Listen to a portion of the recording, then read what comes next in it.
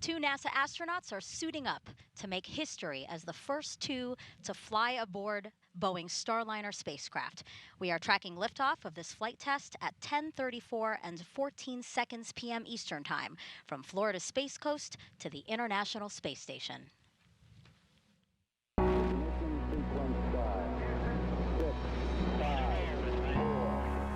feel the liftoff. The clock has started. Roger, 0G, and I feel fine. Godspeed, John Glenn.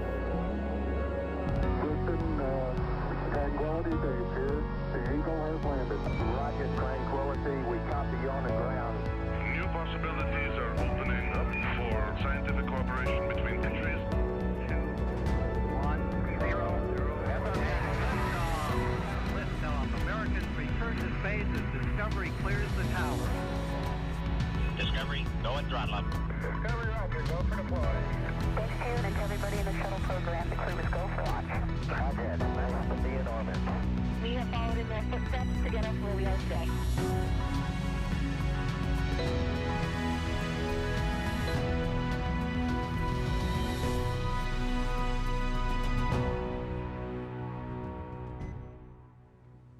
Good evening and welcome to NASA's Kennedy Space Center in Florida for NASA's Boeing Crew Flight Test, or CFT.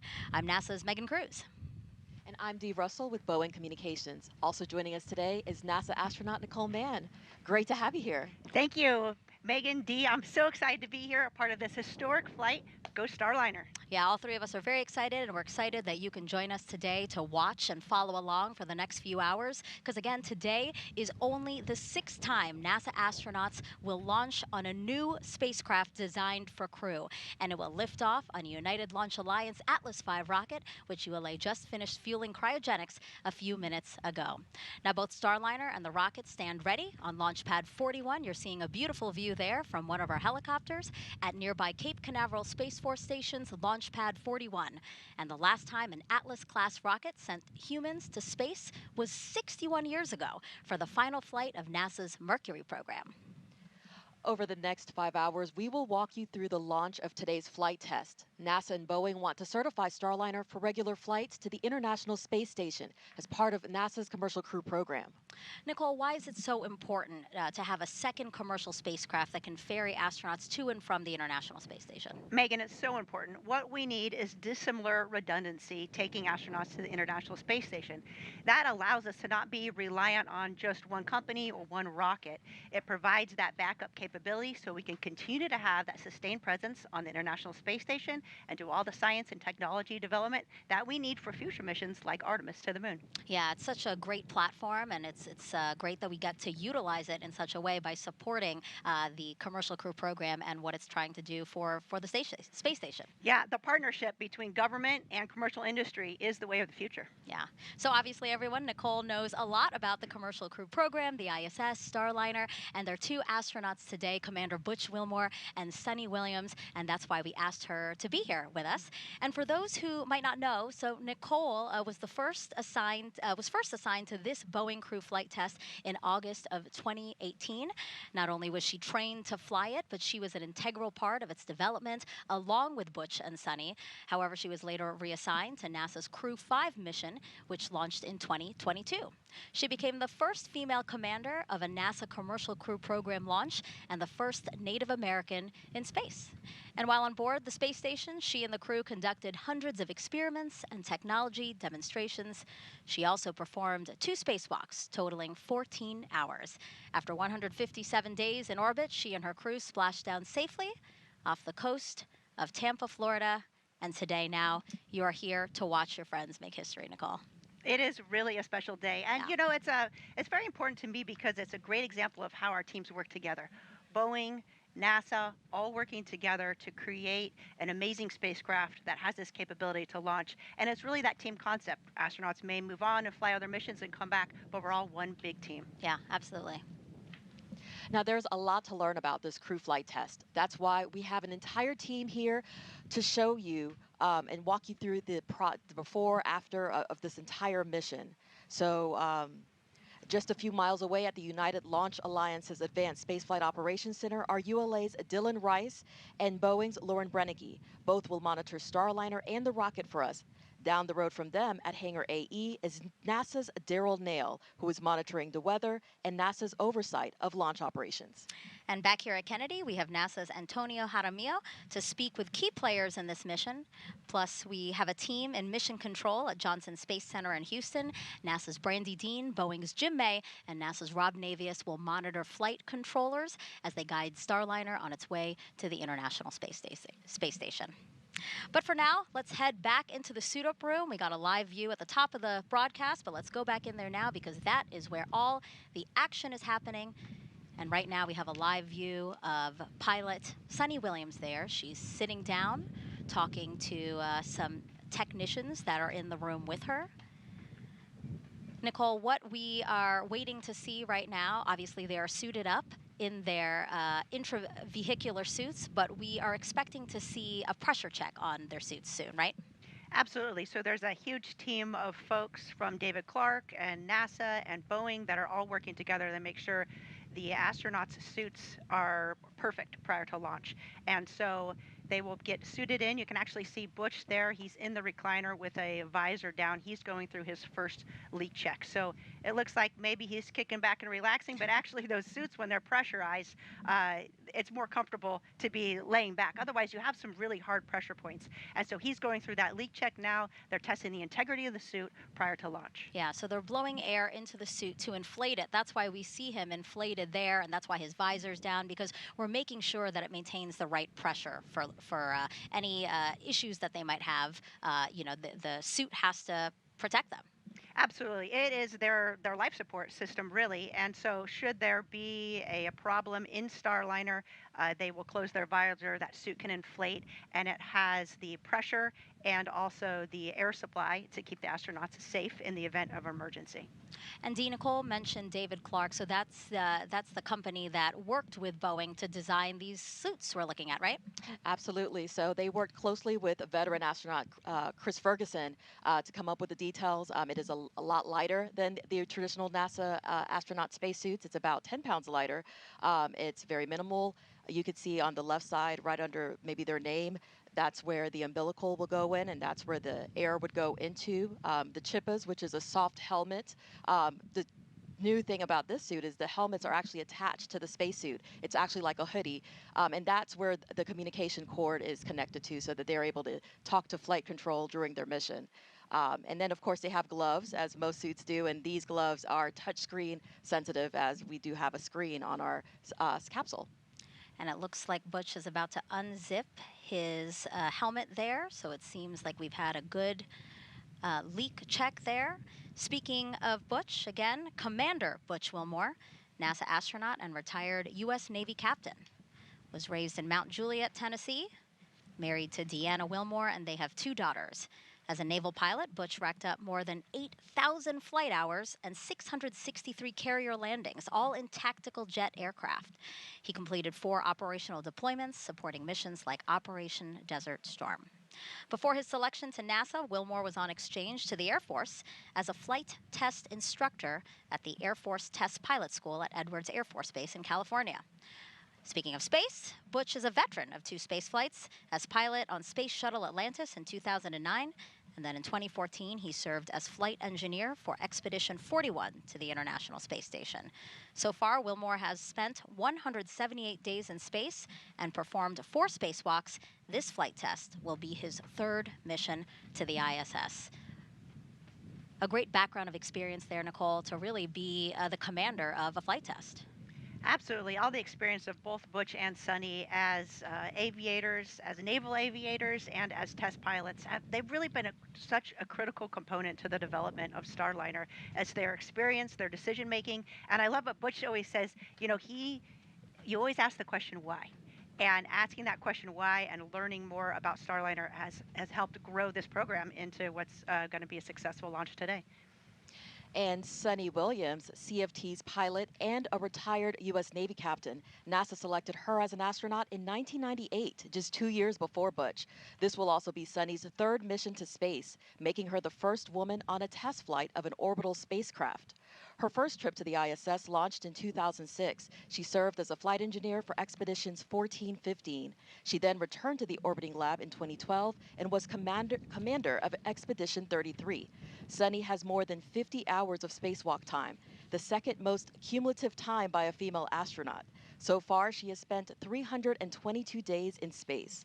Before NASA, Sunny was a former naval test pilot and instructor, logging more than 3,000 flight hours in more than 30 different aircraft. Williams grew up in Eden, Massachusetts, and is married to Michael Williams. She enjoys hanging out with their dogs, working out, hiking, and camping, as well as working on cars and houses.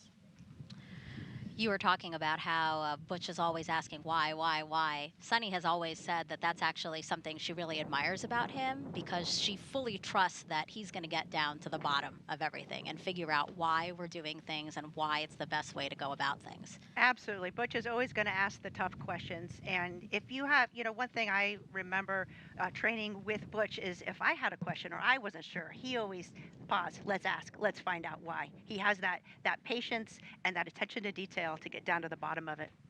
Yeah, that's why it's so important for our crew to develop that relationship, because Sunny says she really trusts Butch and trusts his decision making. And now, right here, we have a shot actually of NASA astronaut Mike Fink. He's the backup pilot for this mission. And Nicole, a fundamental part of NASA's commercial crew program and getting Starliner to this moment, really, Fink was. Oh, absolutely. Mike Fink has been working commercial crew since the very beginning. Before he was even assigned to Starliner, he was in charge of the astronauts that were working that program. So he's had a fundamental role in its development as well, and it's great to see him in the backup role today. And then he's also assigned as the pilot for Starliner 1. Yeah, Starliner 1, the first operational 6-month mission to the space station after this crew flight test and certification of the Starliner spacecraft. Fink is known for loving to take pictures, so I bet you he's snapping he's snapping a picture of the crew now. Okay, that makes me laugh. He is the best at taking photos. In fact, yesterday I drove by the pad and took a photo, and I texted Mike, and he sent me the first picture that we took together in front of the Atlas V, which is pretty special. Yeah, that's wonderful. And I know he's there in a monitoring role, right? Because as he prepares for Starliner 1, it's really important to see how everything shakes out for CFT today. Oh, for sure. But he's also the ASP. So he's the astronaut support person in the room. And so his job is to make sure Butch and Sunny have everything that they need for launch. Of course, there's a team that's helping them out, but he has that special eye to know, okay, this doesn't look quite right. As a crew member, he has that kind of inside knowledge, and his forefront of his mind is the safety and success of Butch and Sunny. All right.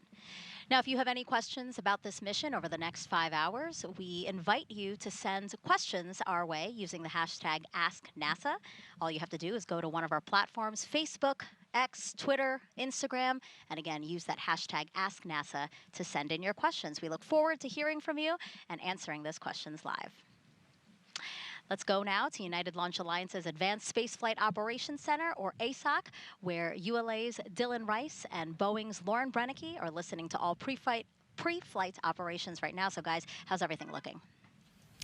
Well, Megan, the countdown is going incredibly smooth right now. It's been nice and quiet in here when you consider all the important jobs that are going on around us. It's amazing that it is so quiet, but that's what we want to hear.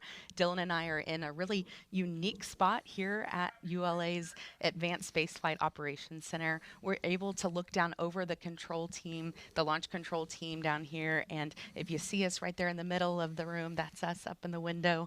And we're also able to be right in the middle of the mission directors who are over to our right and the engineering support that's over to our left. So we're in a great spot to be able to track this countdown for you today. We're also going to be bringing up the public operational communications that you might hear us refer to as loops or nets. So you haven't heard them so far in the broadcast, but we're going to bring them up now. And we just want to let you know that as they come across, our commentators will be pausing to make sure that you can hear them. It's also our job to wear these headsets you saw us in and listen to some of the chatter that's going on in the background. That way we can translate things for you as they happen and follow along with the nominal procedures. So far in the countdown already today, the Starliner Control Center is starting to shift control of the spacecraft over to mission control in Houston. The pad team has been cleared out for a little while the rocket was being fueled, but they are back on the pad now and preparing it for crew arrival. Our teams have also been cycling the thruster valves, and they're now in open position. This is the third time, of course, for Starliner to launch, but the first time that we're going through all these procedures with the crew members. So that's why we're coming to you 4 hours before launch today to be able to walk you through everything.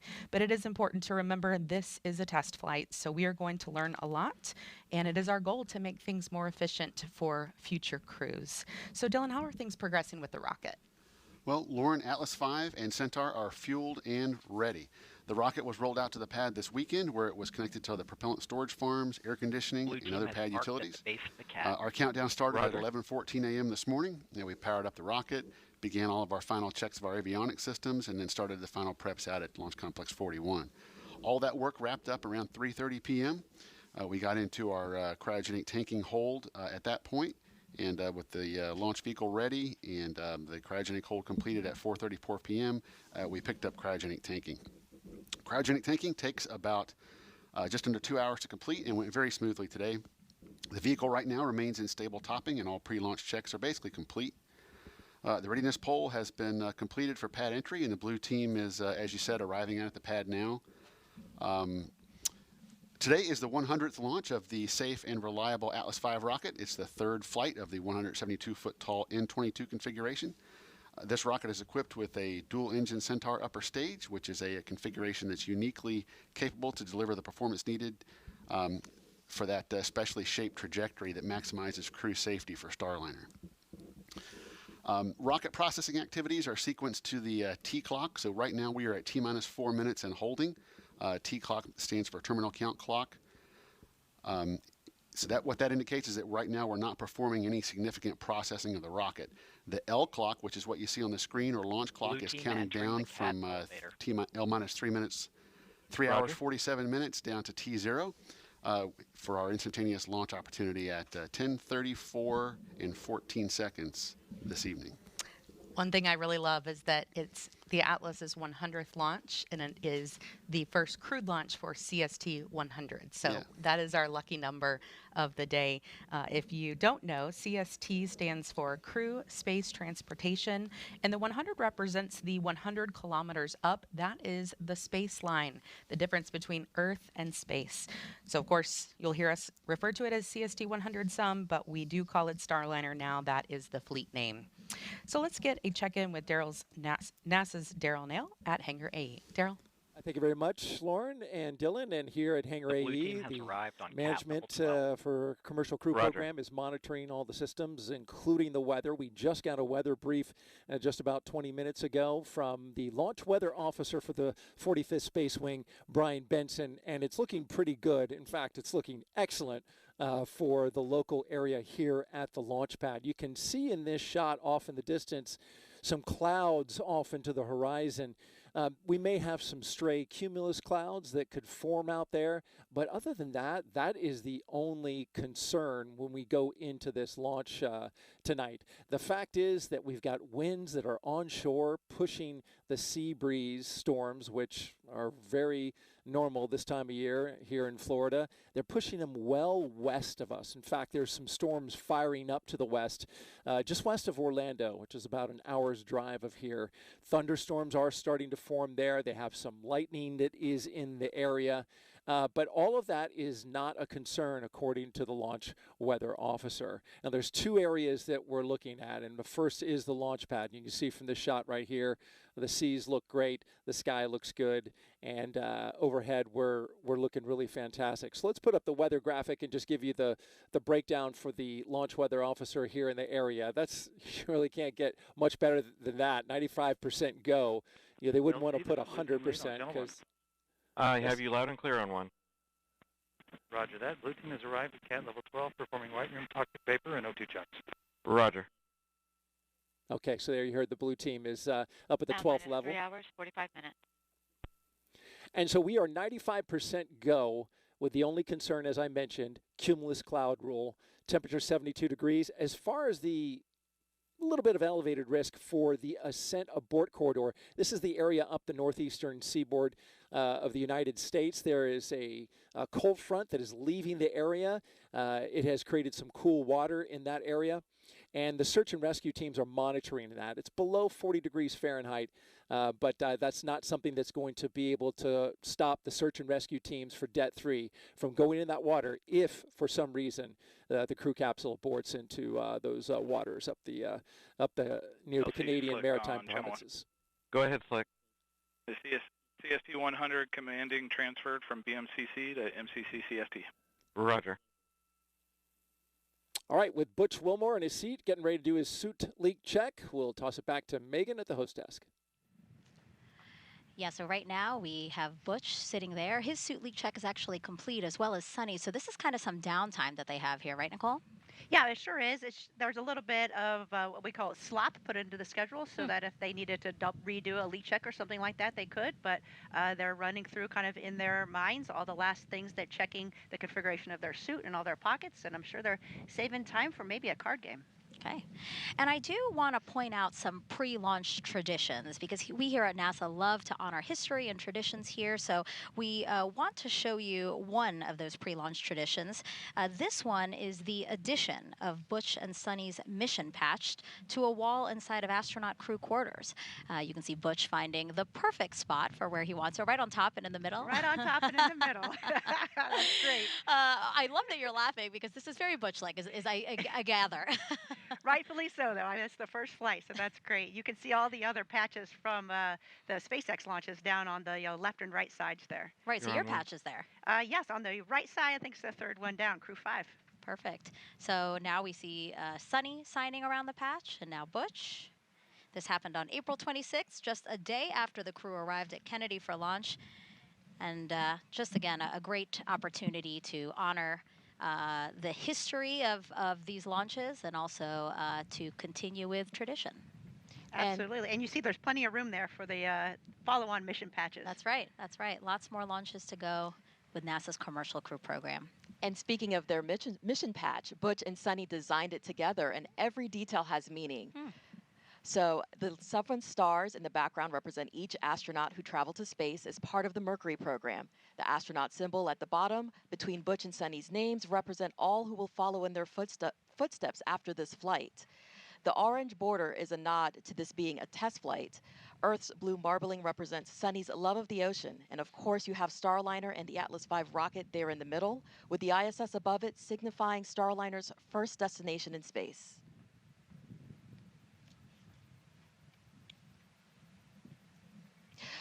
We have teams at Mission Control in Houston monitoring Starliner's flight to the space station. Let's check in with NASA's Brandy Dean and Boeing's Jim May.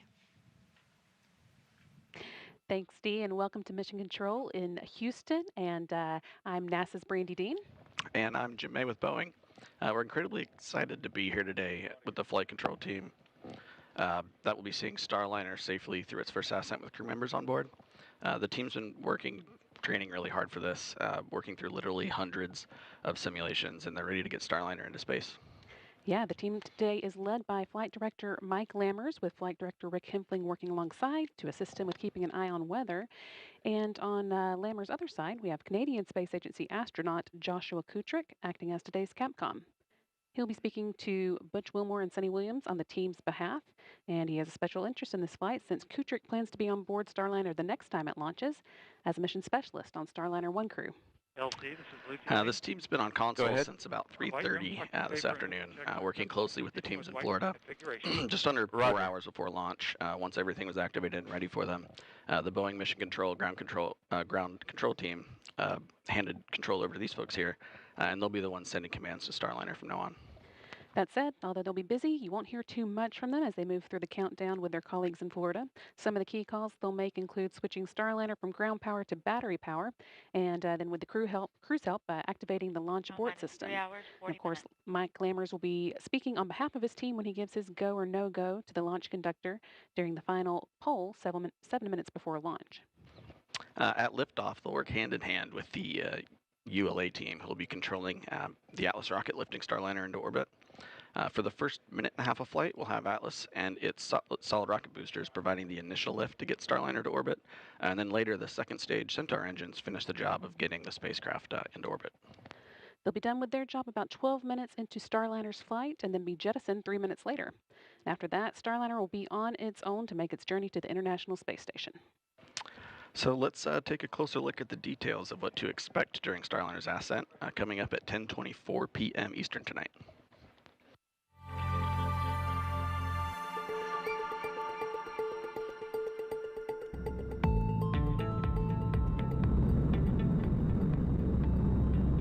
Ascent begins at T-0, liftoff, the end of the countdown, and the beginning of the mission. Shortly afterwards, at T+12 seconds, the rocket rolls, lining up Starliner with its target orbit and putting the astronauts in a heads-up position.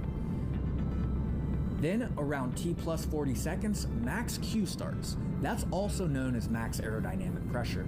This is a critical time when the atmospheric forces reach their highest. Next, at about +1 minute 35 seconds, the two solid rocket boosters run out of fuel and burn out, and about a minute later they separate from the booster. The Atlas booster engine continues to burn for almost 2 more minutes. Then at approximately +430, booster engine cutoff, or BECO. About 5 seconds later, the booster separates, and so does the ascent cover on top of Starliner. At around 4 minutes 45 seconds, the Centaur upper stage ignites, continuing the push to orbital speeds. Then a little after 5 minutes, Starliner is free of the atmosphere and doesn't need additional aerodynamic support, and the aeroskirt is jettisoned. After a long 6+ minute push from Centaur, main engine cutoff, or MECO, happens around 12 minutes after liftoff. Then, when Centaur successfully separates almost 15 minutes after launch, ULA's job is done. But Starliner is not quite in orbit yet. After a 16-minute coast, Starliner ignites 4 of its orbital maneuvering and attitude control, or OMAC engines, for the orbital insertion burn, and then 31 minutes after liftoff, the ascent profile is complete.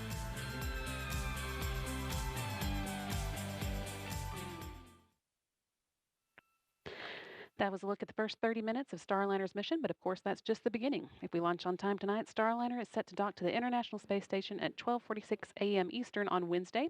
So next we're going to check in with NASA's Rob Navius, who is waiting on launch just down the hall with the Space Station Flight Control Team. Rob?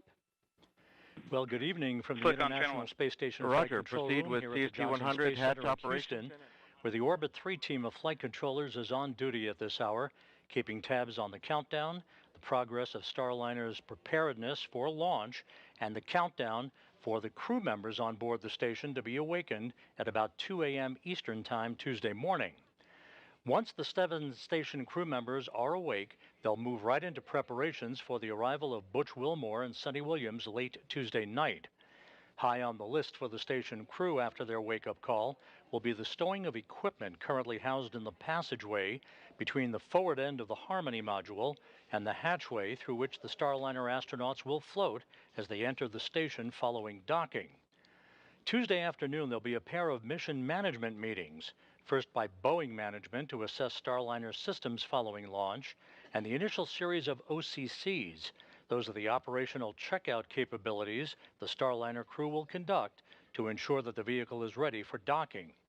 Following that meeting, the International Space Station partners will gather to give final approval for Starliner to press ahead with the critical phase of the rendezvous that begins tomorrow evening with the terminal phase initiation burn.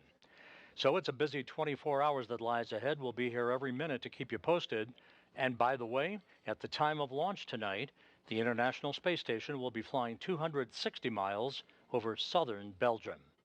With that, we'll send you back to the Cape. Thank you to our colleagues over at Johnson Space Center. We are now 3 hours, 35 minutes, 10 seconds and counting from liftoff of NASA's Boeing Crew Flight Test. Go ahead, flight. Firm ready for hold call authority com check. Proceed. Stand by for voice loop reconfiguration. Roger.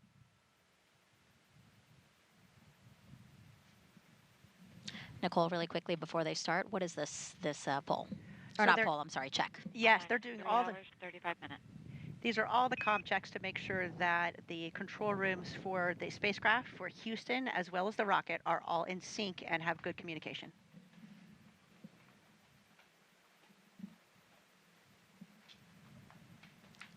As we wait for that comm check, we are outside now, looking at the crew's ride to the launch pad.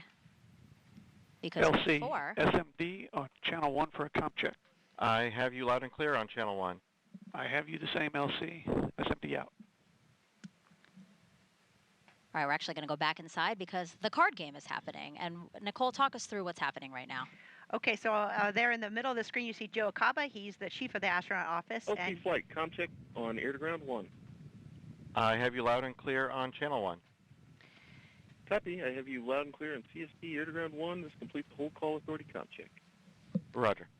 And they're playing a game called SCAT, which is essentially 31. You want to get 31 in your hand of the same suit, and you can decide to pick another card, or if you think you're close enough, you can knock the table. Looks like Sunny just knocked the table there, so maybe she thinks she won. Bush will get one more try to see if he gets 31, and then we'll see. And why are they playing a card game? Some people might be watching and going, wait, what? Yeah, maybe it does seem a little odd. It's, tradition goes back, I think, as long as I've heard, at least some type of a card game, or, for example, for our launch, Josh Cassada, our pilot, he did a card trick. So it's just, if there's time, we do it. Of course, if you're running behind, you would skip the card game, but it's just a nice tradition and a chance for the crew to kind of take a breather before walking out to the rocket. And the purpose usually when they're playing a game is the commander has to lose, right? Yes, you want that to be, the worst thing that happens that day. Yeah. So it doesn't, it looks like Sunny, I don't know if Sunny, well, maybe Sunny won because really, again, oh no. Yeah, I don't think Sunny has won because they continue to play. That's what I'm thinking. They're just dealt another hand, so we'll see. Again, another pre-launch tradition that dates back quite a bit. And we wanted to bring you back into the suit-up room to show you this because it is a moment of levity for the crew before everything really starts to ramp up before launch. And it's really great, these traditions. Sometimes you lose where they actually start, but sometimes they've been carried on for decades and decades. And there's a lot of little traditions and big traditions, but it's a big part of NASA and our launches to space. While we watch them continue to play, I do want to mention one thing because obviously we see their helmets hanging off the back of their suits. There was a dream that Butch kept on saying that he was having, more of a nightmare, I guess, where he was saying, oh, I think he won.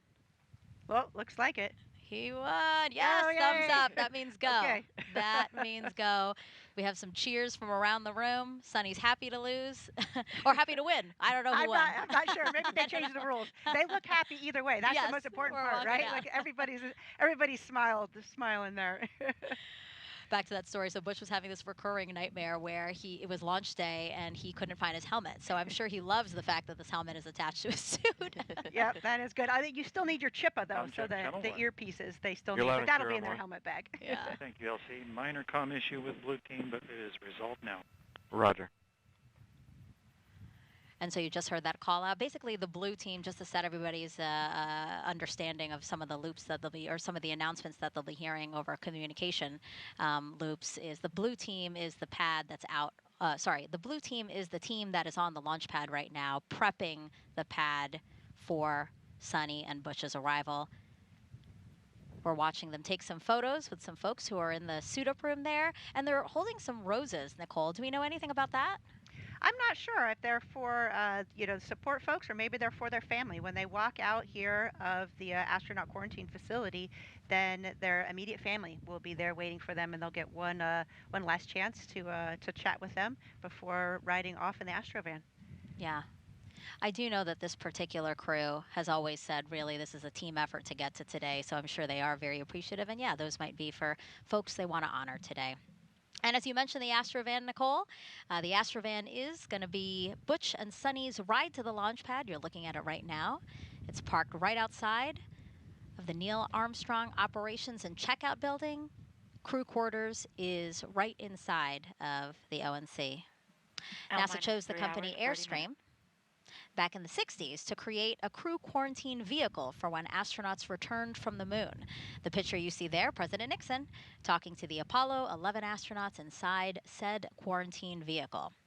And then during the shuttle program, Airstream created the first generation Astrovan. You see it there, a 27-foot motorhome that transported astronauts across KSC to their launch pads. You see Butch smiling there, one of his previous missions. Sunny also rode in that Astrovan. And now here's a closer look at the new Astrovan. It's wrapped with pictures of Starliner, has a license plate that says Ride to Space. When the doors open, steps fold out. The inside can seat up to 8 people. There's those steps. And there's, with the room for the astronauts, portable air ventilators that keep them cool. The Astrovan also includes TV and a sound system so crew can watch or listen to whatever they want on their way to the pad. Looking like a pretty comfy ride there, Nicole. You jealous? It's pretty sweet. It's a pretty sweet ride. So again, that is parked right outside. I love that Ride to Space license plate. That's cool. Yeah, that is. It's always nice to see these personal touches, you know, and again, to bring in some fun, right, to a historic mission. Now, Nicole, we're outside again of the ONC building, Neil Armstrong Operations and Checkout building. Can you talk to us about the crowd of people that's there now? Oh, absolutely. So you'll see Butch and Sunny, their immediate family, will be there watching the launch, and then you always have a support astronaut. And for... Oh, it actually looks like they've already left and they're matching. Look at, they're matching their picture in the elevator. That's awesome. That's great, yeah. So there you have Commander Butch Wilmore and pilot Sunny Williams. They've left the suit-up room a couple of seconds early. They've walked down a hallway and are now in an elevator to go down to where you're seeing now. They will soon walk out the doors that are to the upper left side of your screen. They'll greet the crowd there before getting into their Astrovan. So again, Nicole, what were you saying about the people there? Yes, of course. There's always astronauts there supporting the family. So I think flying in space is one of the most important things we do. And the next thing after that is supporting our friends that are flying to space and supporting their families. So you'll see Steve Bowen, who is supporting Butch's family. And they were classmates of the astronaut class of 2000. And then Doug Wheelock is supporting Sunny's family, and they are classmates in the class of 1998. Wow. Yeah, it's so nice to see the familiar faces, you know, just to, again, get one more moment with your loved ones before a really important historic mission ahead of you. Butch and Sunny have been training on Starliner for years, and Starliner training takes place at Johnson Space Center, where they can simulate just about anything they may experience in space, even zero gravity. They performed a lot of their training inside a real-size mock-up of the Starliner at JSC, which just happens to be right across the room from a real-size mock-up of the International Space Station. And just down the road, they spent hundreds of hours inside of Starliner's simulators, running through various possible scenarios they could face during this flight test. Now, Nicole, Butch and Sunny are, likely waiting right outside of the doors now. We expect them to walk out at 3 hours and 24 minutes before launch. Do you remember how you were feeling in this moment? Oh, absolutely. And, you know, we've walked out those doors a million times just being here at Kennedy Space Center for work and staying in the quarantine facility. But when you walk out and open those doors that final time before leaving the planet, it's really special. I remember feeling excited to see my friends and my family, but also feeling a really strong sense of calm because you know you're prepared and you are ready to go. So we'll be watching the clock to see if they're too excited to wait for the mark that they were. Who would come running out first? Would it be Butch or Sunny? What do you think? You know the answer. Okay, they'd be there together, kind of running out. Yeah, I'm sure we'll also see a lot of NASA leadership here at Crew Walkout. Now, they'll have to stay down kind of towards the other end of where the Astrovan is because they have not been in quarantine with the crew. But it's always important that we have our leadership at NASA coming down for lunch. All right, let's try to squeeze in a social question. We have Danny on Instagram asking, what exactly are they testing? Well, Danny, they're testing everything. It's a new spacecraft. Of course, the spacecraft has launched uncrewed before on the Atlas V rocket, so we have great confidence in that system. but the crew on board, the integrated system with all the life support systems and our ECLIS systems, which is your cooling and your environmental system. Of course, and then the piloting of the spacecraft. It is a fully automated spacecraft, but it has a lot of manual capability.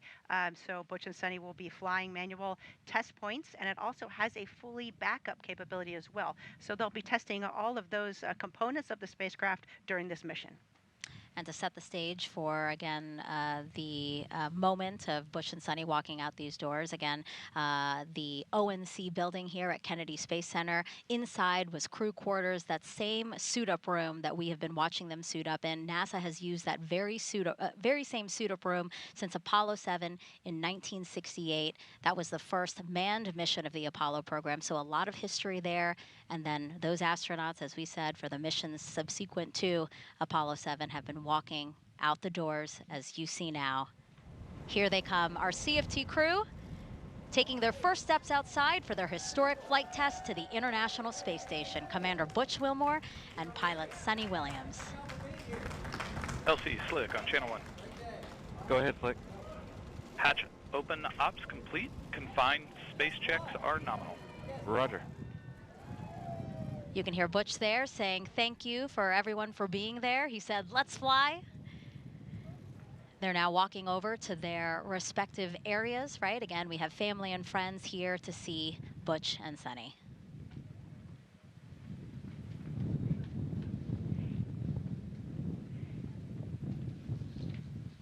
Everybody looks really happy, smiling, excited. They'll have a couple of minutes here to chat with their family and friends, Nicole, before we expect them to get into the Astrovan and drive off at 3 hours and 20 minutes from launch, so about 3 minutes from now. And you can see they gave the, looks like they gave the roses to their family. That's a nice touch. And then you can see other people that are watching or observing are kind of staying back behind that line there just because of the quarantine that the astronauts have been in for the past 2 weeks.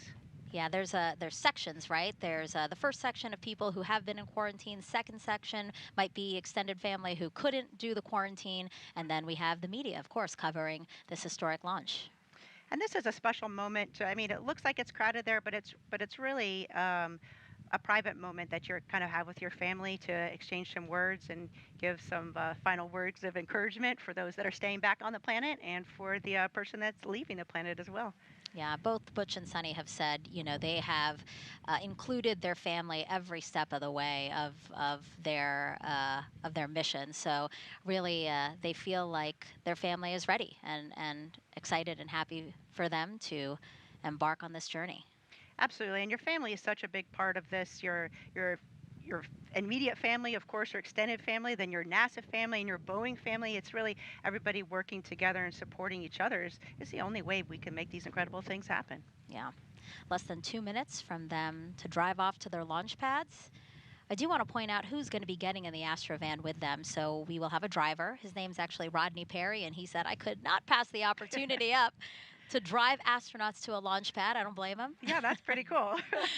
And then we have a backup driver who's going to ride passenger, monitor again those communications that we're hearing over the loops, the nets, just to keep tied in with the operation. He said that Butch and Sunny are just down-to-earth fun people, excited to, again, play a small part in their mission. And then also Fink, NASA astronaut, is going to ride with them. Can you talk to us about that, Nicole? Yeah, so again, in that astronaut support role, Mike will be with them all the way up until they get on the elevator to go up into the launch pad, and he's there to just answer any questions they have, help them out in any way. It's nice having kind of just a person, a colleague that's there should you need anything. And then, of course, Spanky's taking notes on everything because, as mentioned before, we're always learning and improving our processes. And so he will take any lessons learned back for his launch. And we're watching now as Butch and Sunny give air kisses, air hugs. You can see they have a visor, a film kind of protective layer there on top of their visor. That's Velcro to the back there, and that's just so the visor doesn't get scratched as they're moving around to the launch pad, and then they'll remove that protective visor when they get into the spacecraft. That makes sense. Thumbs up to everybody. They're like, let's get out of here, guys. A hug there for 3 hours and 20 minutes. one of you guys' colleagues, right, Dee? That's right. That's Megan Donaldson. She works very closely with the astronauts. She's our astronaut liaison and ensures that they have proper interaction with our teams to encourage safety and to remind everyone that this is a crewed flight and this is who we do it for. Now she's closing the door. The stairs are going up. We see the backup driver getting into the passenger seat. I always expect the, the Astro van to zoom away or something, but for some reason it always drives so slowly. I guess safety first, right? Exactly. I was just going to say safety first. We have speed limits here on Kennedy Space Center. Yeah, don't we you take those very don't you seriously. encourage people to beat those speed limits? Of course not.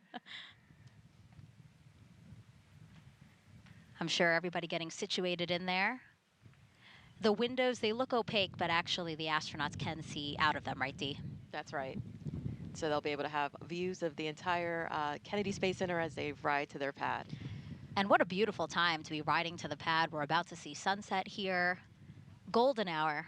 Absolutely. It's gorgeous. And it's always fun because you drive out to the pad and there's a lot of locations, especially coming by the vehicle assembly building where the streets are just lined with folks waving and cheering you on. We expect the drive to take about 20 to 25 minutes from here to Launch Pad 41 on Cape Canaveral Space Force Station. So not on Kennedy Space Center property, just next to us. Again, about a 20 to 25 minute drive. How are you feeling on that drive, Nicole? We were definitely excited. I was in a car with Josh, as I mentioned before, who was our pilot for Crew 5, and we had a music playlist that we listened to, but we picked too many songs, so we had to kind of like rush through to the next song because we wanted to get all those songs in. We had some songs that kind of hype you up, some songs that had some like special, personal meaning to us, and then, a couple songs that just as a crew was something that we really enjoyed together. Speaking of music, both Butch and Sunny obviously wanted to have some music to get them in the mindset as well. Butch said epic movie songs, which I'm sure doesn't surprise you. His phone has, he said, over 300 epic movie songs. And then Sunny has said she's more of a country pop kind of gal. So really that vibe is just, kind of relaxing with family on the beach. So that's kind of the music that they've been listening to get them in the mindset for today. Absolutely. I mean, you're definitely focused on, launch and the upcoming mission, but the ride over gives you just a chance to kind of kick back and reflect a little bit about all the work that's gone into preparing for this moment, all the teams of folks that have been working hard to make sure that this launch is as safe as feasibly possible, and then also to 3 reflect hours, 17 minutes. on your family and what a critical component they are to this mission. Seems there might have been a slight delay, but now everybody is back in, and we are off. NASA astronauts Butch Wilmore and Sunny Williams now en route to Cape Canaveral Space Force Station's Launch Pad 41 with a full security escort. A beautiful aerial shot there to show you the convoy that will take them to their launch pad. Now, I remember, Dee, you said that inside there's a TV in there, and of course we wanted to know what the astronauts will be watching while on their ride to their pad, and we found out they'll be watching the Top Gun Maverick movie. I hear you laughing, Nicole, because that is very much the two of them in a way to get them both amped up. As we've mentioned before, both are experienced naval aviators, and we actually have some old school pictures we'd like to show you now. We have a picture of Sunny back in the day. And that particular movie has significance to her because she said when she first got into the Navy, she thought about being a diver, but then she watched the first Top Gun movie, and she decided to go to flight school. So she ended up being a helicopter pilot, right, Nicole? That is awesome. That's a great picture. I have not seen that one before. Yeah. Yeah, Sunny was a helicopter pilot and a test pilot, and is still a wonderful pilot today. She actually flies a lot of general aviation as well. Mm-hmm. And then we have a picture of Butch, of course. Fun fact, he was actually a real Top Gun pilot. And Dee, you mentioned Chris Ferguson, a retired NASA astronaut. He's on the far right. Talk to us again about him and the fact that he, too, was a Top Gun pilot. That is correct. You know, he... LC Slick on Channel 1. Go ahead. Crew transport convoy is en route to LC-41. Estimated arrival to the roadblock is about L minus, I would say, 305. Roger. OSM, LC. OSM. Crew transport convoy is en route to pad. Permit entry into FHA. Roger. So as you hear there, obviously comm checks of the crew, you know, letting teams know that the crew is on their way. And yes, Megan, as you mentioned, Chris Ferguson was a former Top Gun pilot. You know, he is obviously a retired NASA astronaut, but he did work for Boeing, as we mentioned. He assisted us greatly with Starliner, helped design the NASA astronaut suits, and he shared many of his stories from his Top Gun days, if you will, and we enjoyed hearing them. So love that they all have that to share.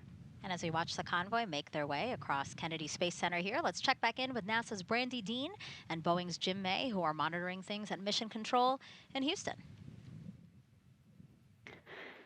Thanks, Megan. It's great seeing Butch and Sunny on their way to the launch pad. We gave them a good send-off here when they left Houston on April 25th as well. The teams at Johnson Space Center lined the road to Ellington Airfield, holding up good luck signs and even tossing a little confetti as they drove in to board their T-38s for Florida. Things have been going smoothly for the flight control team in Mission Control Houston. The team here took control of Starliner a little less than an hour ago, and they've been working smoothly through a number of the steps in their pre-launch checklist. One of the first things they did after coming on console was a weather briefing with the crew in crew quarters still. That was a quick conversation, though, as the weather is looking very good for today's launch opportunity.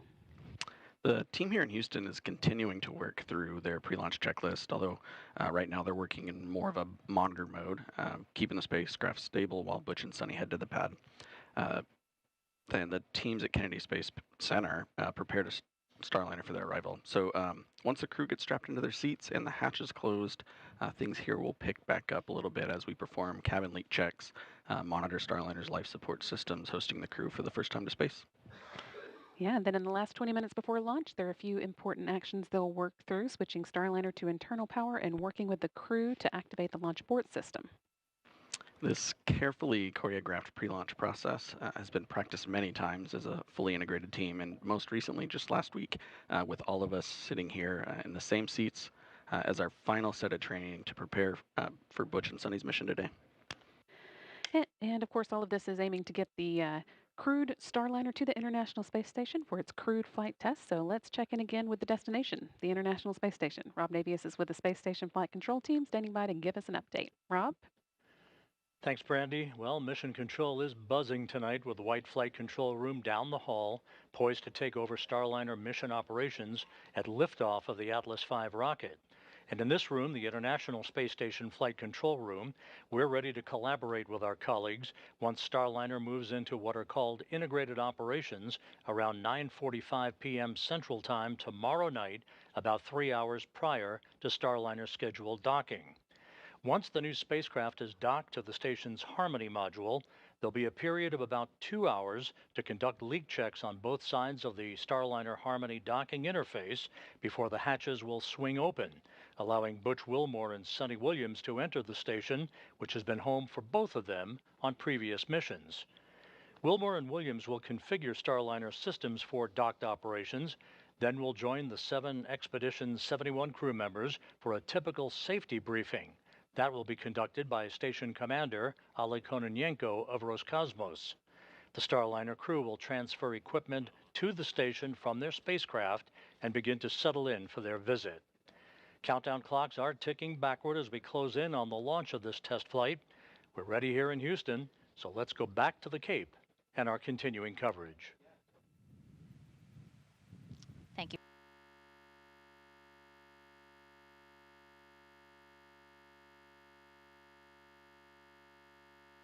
Craft designed for crew. If you're curious about the first 5 crewed test flights, here they are.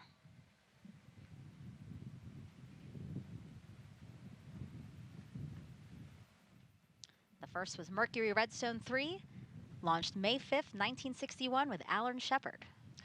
The next one was Gemini 3, launched with Gus Grissom and John Young on March 23rd, 1965. Apollo 7, Wally Schirra, Don Isley, Walt Cunningham, October 11th, 1968. Then you have STS-1 with astronauts John Young and Robert Crippen, which launched on April 12th, 1981. And then NASA's SpaceX Demo 2 mission, Doug Hurley and Bob Behnken, May 30th, 2020. And of course, today you have NASA's Boeing Crew Flight Test with Commander Butch Wilmore and pilot Sonny Williams. And as you pass by there, that's actually near C3PF, where we refurbish and assemble the Starliner. And right next to that building, we have the historic Vehicle Assembly Building here at Kennedy Space Center.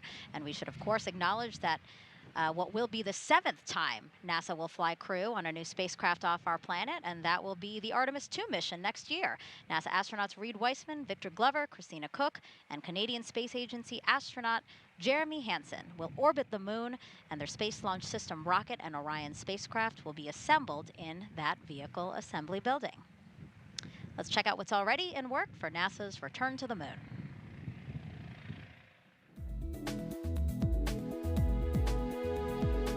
Engineers inside the Neil A. Armstrong Operations and Checkout Building at Kennedy Space Center lowered the Orion spacecraft into a vacuum altitude chamber with the help of a 30-ton crane.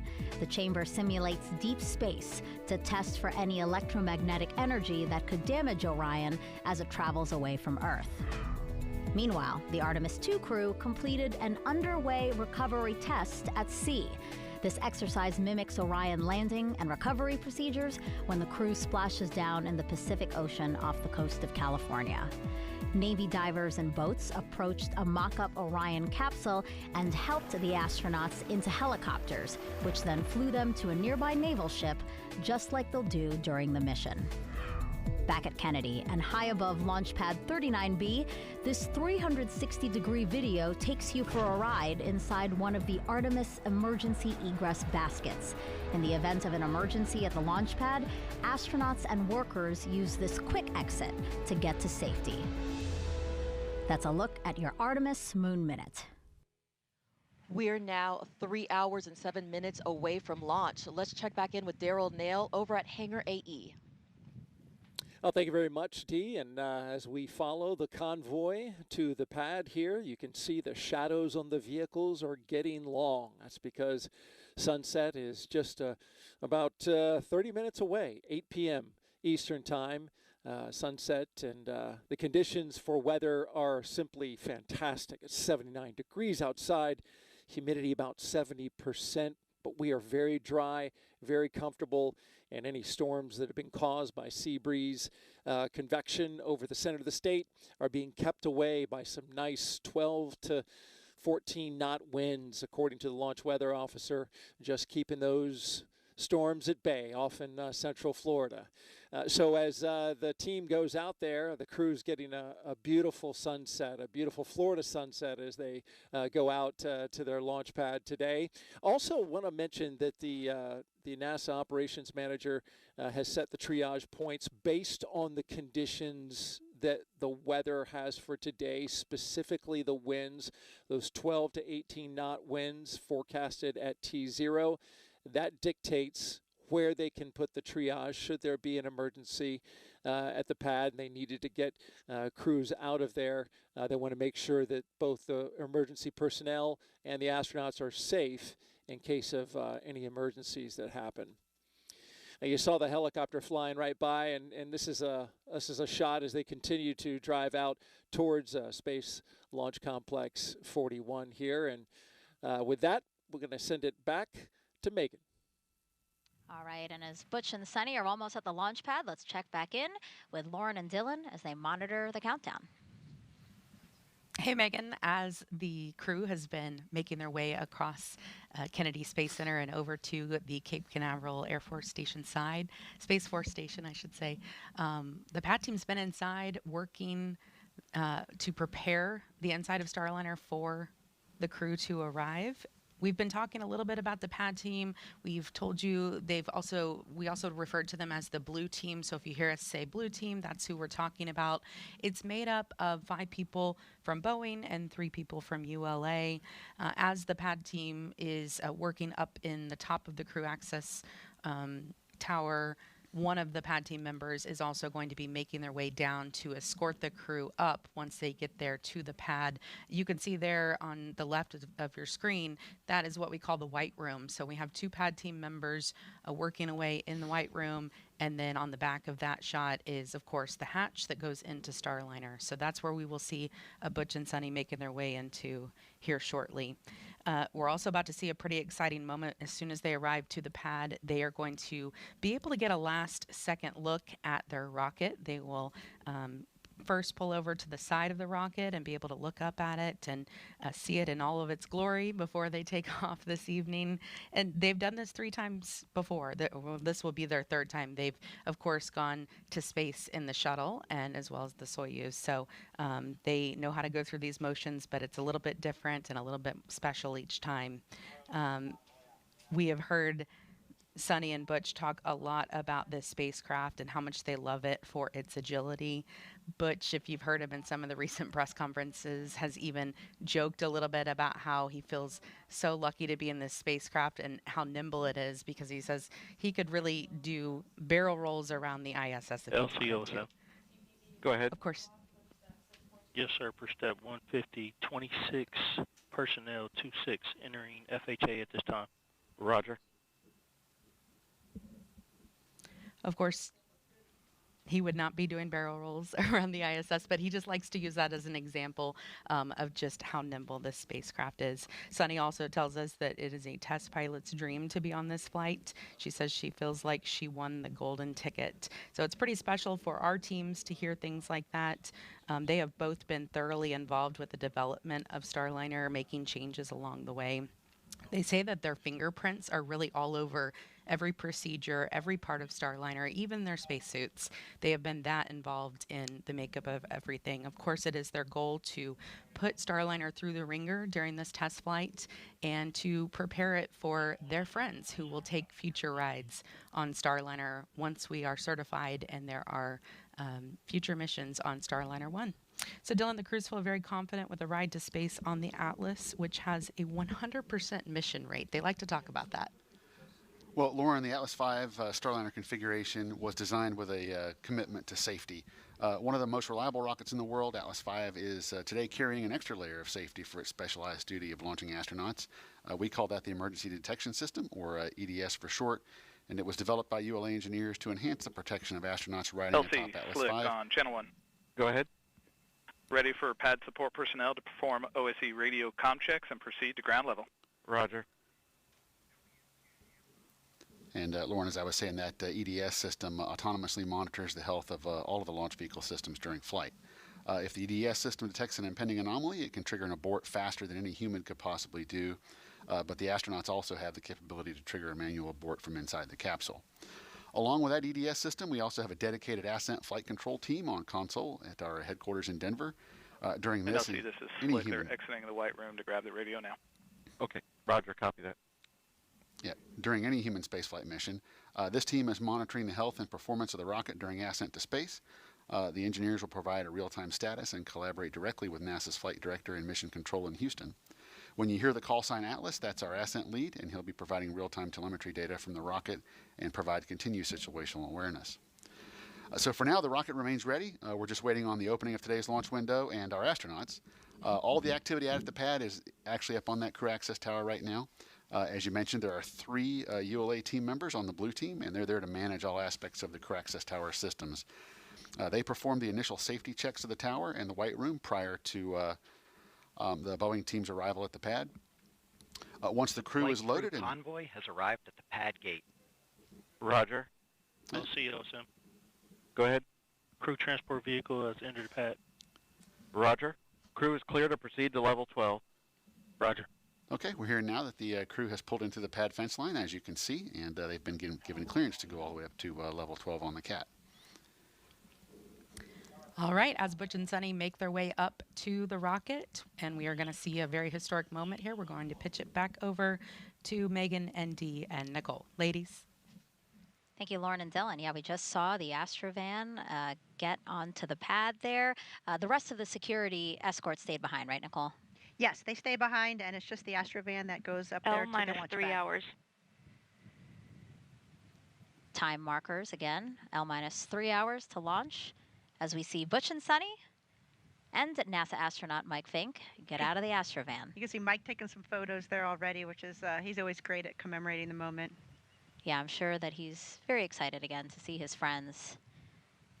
And this is a special moment right here when they get a chance to look at the rocket. So Butch and Sunny walking ahead there. They're going to take a look at the rocket, which you see on the upper right-hand part of your screen, kind of behind the building that's there. You see the A, that is the structure there that's holding the rocket up. Again, a really wonderful moment for the two of them to take this all in.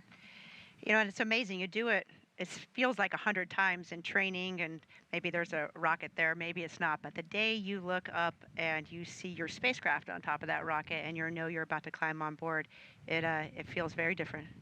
And this shot, it shows how massive this rocket is. It really shows the scale of just what they're about to do. How did you feel, Nicole, when you took a look at your rocket before getting on it? I was amazed. As you know, as Dee mentions, amazed just how massive it is. And it's just incredible to think that we as humans can come together and build something so incredible, launch humans into space, and to do it safely. And again, this must be emotional for Mike Fink as well, because right after this flight, and once Starliner is certified for those continued flights to the International Space Station, it'll be his turn. Yeah, he and Scott Tingle will be headed up on Starliner 1, hopefully not too soon. And so the three of them now back in the Astrovan driving around to the elevator that will take them up the crew access tower, specifically to level 12. And that is where they will get into the Starliner spacecraft. And this is where Mike will leave them, as we talked about. He's doing kind of all the last checks to support them. He'll hand them their helmet bags, which contain everything that they need to take into the spacecraft that they're not currently wearing. The vehicle has arrived at the base of the CAD. Roger. So they'll have their checklist, their ascent entry checklist, their chippas, of course, which are their headsets, their gloves, and then maybe a Sharpie or a pen. The crew kind of can decide what particular things that they want to have with them in their helmet bag. And so probably that handoff is happening off camera now. Again, Fink handing off helmet bags. LC locks 2. Go ahead. For your awareness, we've just had a quick instance of some topping oscillations, and I've commanded my system into a stop flow. Roger. And so you're going to pause here for 5 minutes? That's affirmative. Roger. Advise when you reinitiate. We'll go. And you can see it looked like the blue team was actually carrying their helmet bags, and the flight crew has entered the CAT elevator. Roger. They're escorting their Butch and Sunny onto the elevator. All right. And as they close the elevator door, we will see them reappear on level 12. Go ahead, Blue Team Lead. In conjunction with the topping oscillations that were reported, we're getting a unusual audible associated with that. Roger. Locks 2, LC. Go ahead. Yeah, Roger. Is there any expected venting up in that area? Roger, LC. We're starting to see the oscillations at the top of the OLED space dampen out little by little. We're going to observe it for a little bit longer here, but at this time we don't see any issues with the tank health this time. Roger. Suspecting maybe just a different sound coming out of the Centaur vent valve. And you can hear that communication there from Roger. United Launch Alliance. They're, of course, monitoring all the instrumentation. Blue Team Lead, LC. Go ahead, sir. Roger. Appreciate the comment. Just advised if anything significant changes. Yes, sir. They're monitoring the instrumentation very closely, and then we'll talk about... The flight crew have arrived on CAT level 12. Roger. anything they see that is, potentially off nominal, and they will investigate, and you could hear them reporting to the rest of the control teams.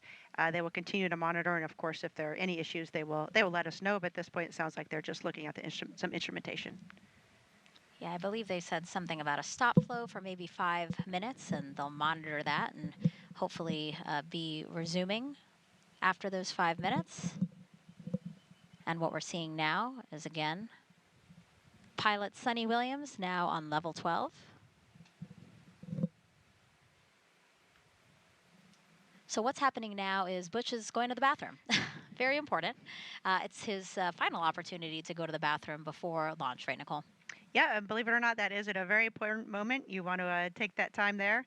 And it also gives, your other crew member a chance there, like Sunny is, to look out the top of the launch tower, which is just an incredible view. You can see the wind is really ripping, as you can see Sunny's hair getting blown around, but it's a great view looking down. I'm sure that sunset over the Cape is pretty special at this point. Yeah, it's wonderful that this isn't a night launch, because obviously at night this place is pitch dark. So it's nice to have a view from up there for them. And you can see off to the left there, that is the crew access arm that's headed out to the white room. So once they're complete with their restroom breaks, then they will head down the crew access arm. Go ahead. Yes, sir. Crew transport vehicle is clearing the pad. Roger.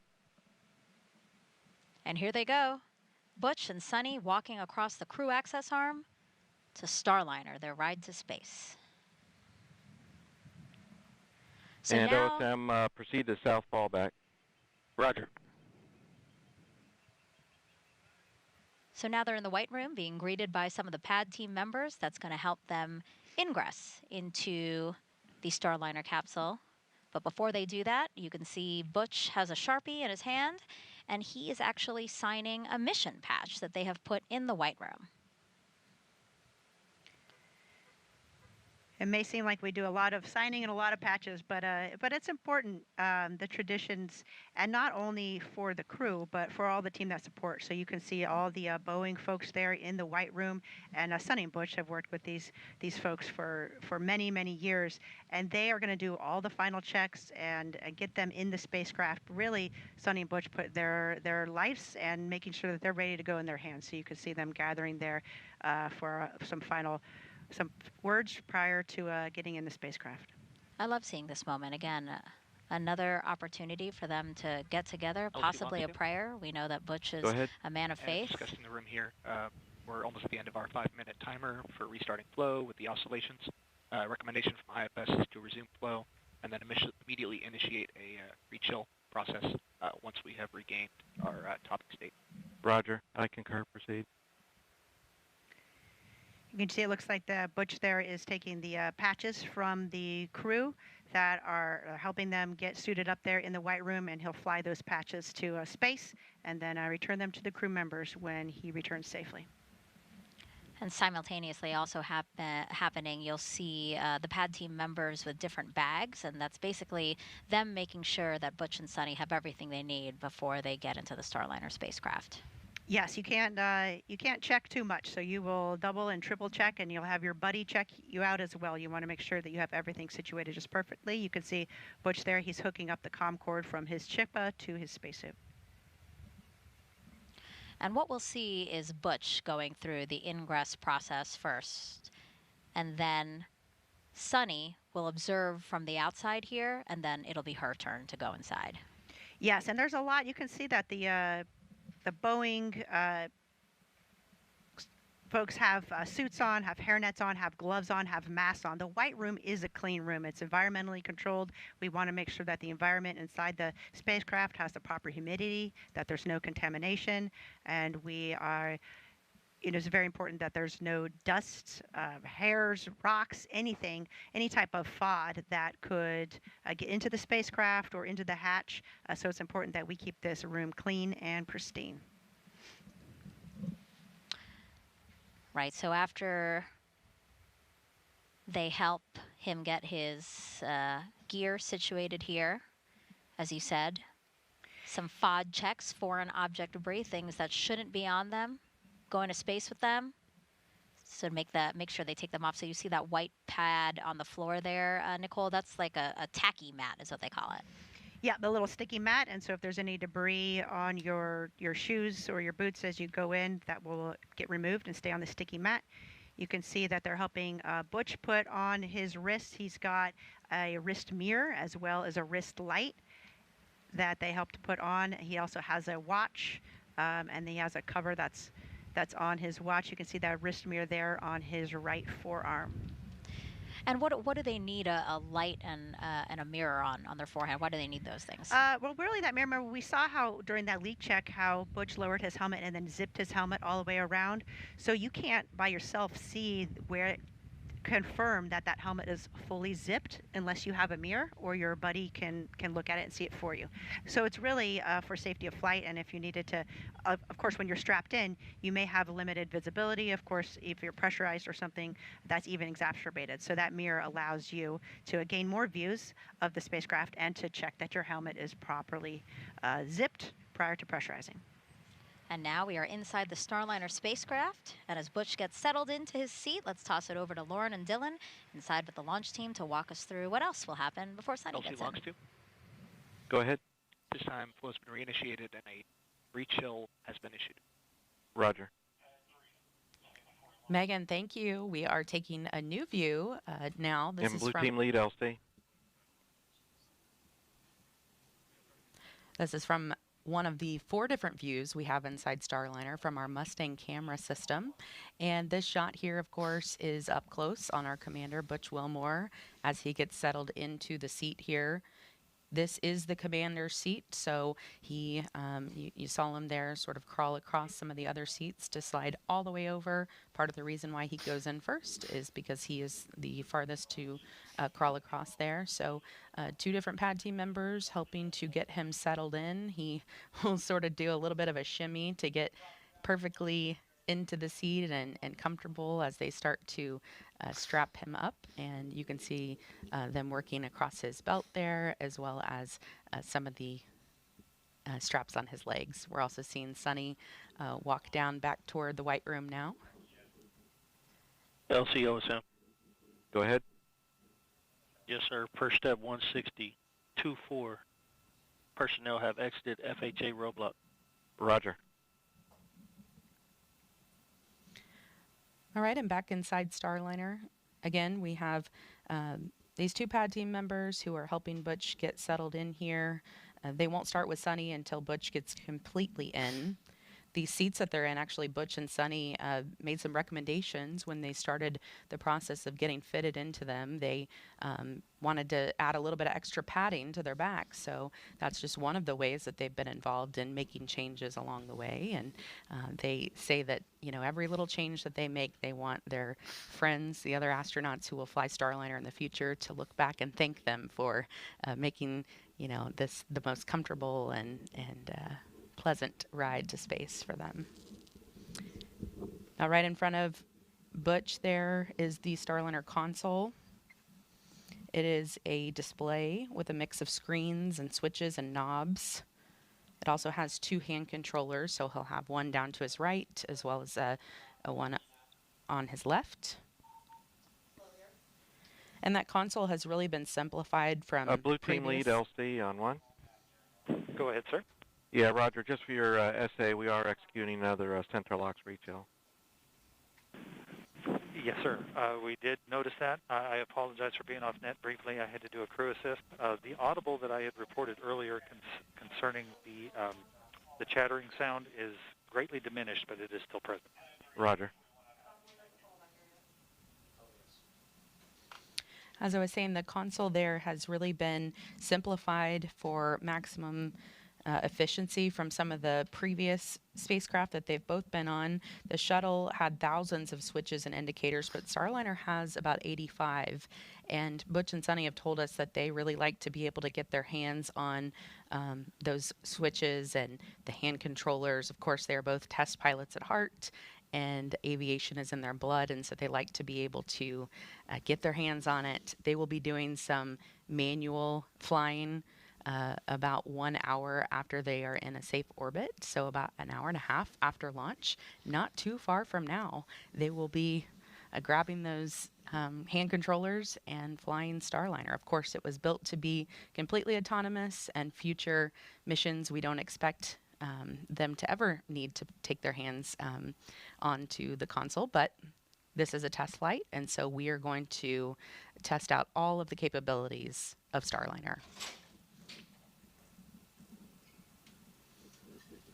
The other seats that are in Starliner today, the third and fourth seat, are filled with cargo.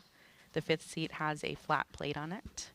So Sunny will sit right next to Butch, and we saw them give us a little demonstration in a press conference recently. They sat down next to each other to kind of show us how they sit in this spacecraft, and they said it was quite roomy. They had elbow room and they could move around. They gave us another example of what they've been like in previous flights where they've been a little bit tighter, so they were happy to have the extra space here. This process takes about 15 to 20 minutes to get Butch completely ingressed. But Dylan, our teams have really been working for the last few days leading up to this launch. It didn't just start in the last few hours, right? Yeah, that's right, Lauren. So we actually rolled the rocket out to the launch pad on Saturday. And once the rocket was rolled out, we made those connections, like I said before, to all the pad utilities. So the propellant storage farms, pad power systems, the environmental control systems. And once all that was done, then we loaded the RP-1 rocket fuel onto the Atlas first stage. RP-1 is not cryogenic on Atlas V, so we were able to load that early prior to launch day. So we did that on Saturday afternoon, and with all that work complete, we wrapped up our activities on Saturday in preparation for our launch opportunity today. So this morning we came in at 11:15, powered up the launch vehicle, started doing all of our avionics checks and all those final configurations, and double checking the configuration of the pad.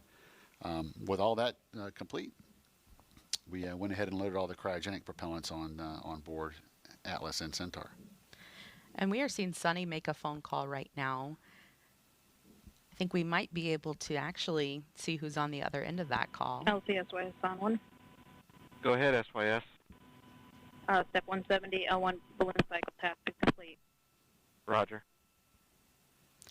So there on the left side of the screen, we are taking a look into the BMCC.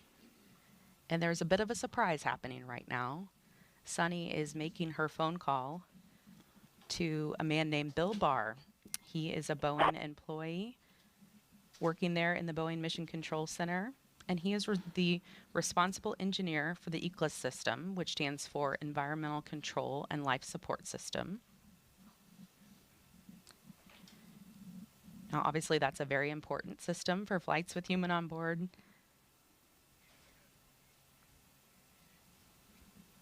Just trying to see if we could see any of the reaction in the room, but I'm sure this is quite the honor and surprise for Bill.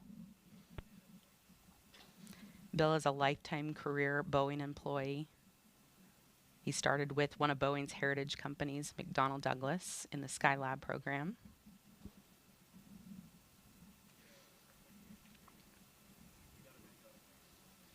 His teammates told us he is one of the greatest mentors anyone could ask for. Just a great teacher, knowledgeable, kind, and incredibly patient.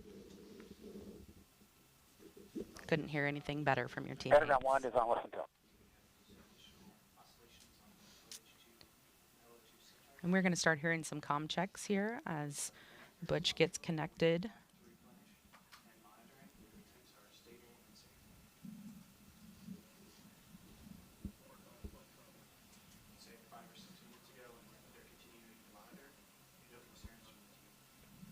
And LOX 2, LC. Go ahead, LC. Roger, do you have a status update? At this point, we're back into stable top and replenish. Still monitoring our Delta P measurements in the tank, but things are looking more favorable. We'll inform you if we start seeing oscillations again. Roger. Houston, CDR, Starliner, from Starliner, top check on Underground 1. Starliner, it's Houston, loud and clear, Underground 1 for the CDR.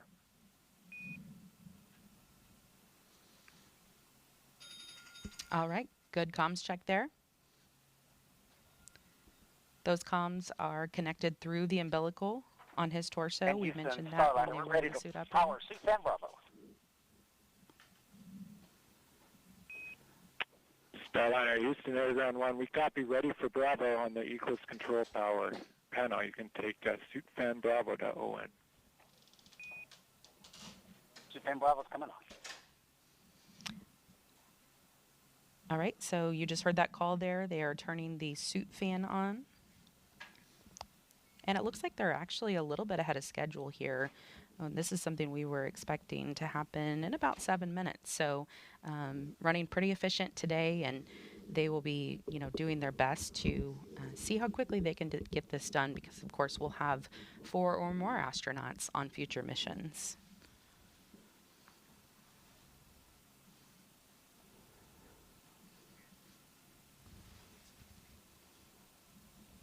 When they have the suit fan on, that system routes air from the cabin back into the suit. So that's what they're testing out right now.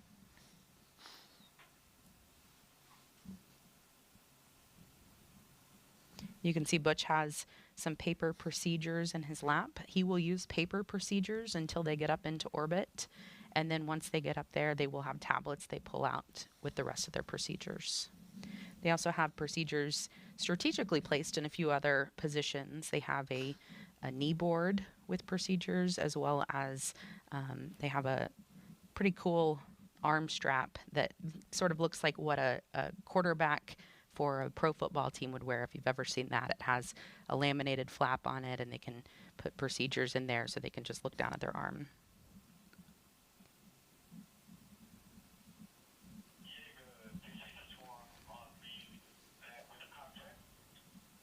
So, Lauren, I believe Butch did play football, right? He did. Yeah, college football player. So he may be used to seeing those. Yeah. There's not much Butch can't do. I'll tell you that. The spacecraft is about 15 feet across inside, so quite spacious. You like to compare it to about a mid-size SUV.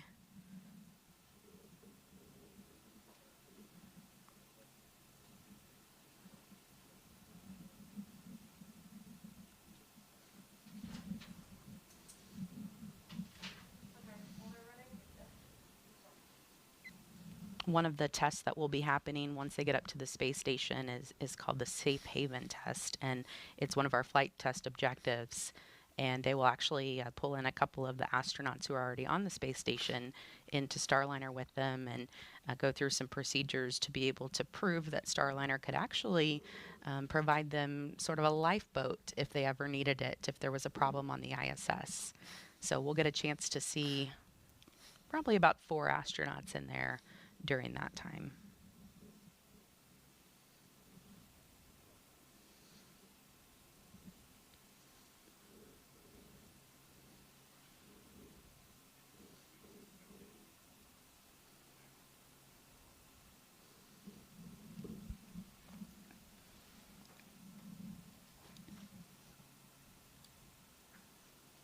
These seats that they're in are built to accommodate a range of heights as small as 4'11" all the way up to 6'4". So if you had any preconceived notions about what size you have to be an astronaut, not in this case. We will be able to fit all sizes. Sunny talks a lot about that too in the suit fits that they've done, that they've been able to, the suit checks that they've done, they've been able to make sure that they can accommodate all sizes. Houston Starliner, we are ready to perform suit cross leak check.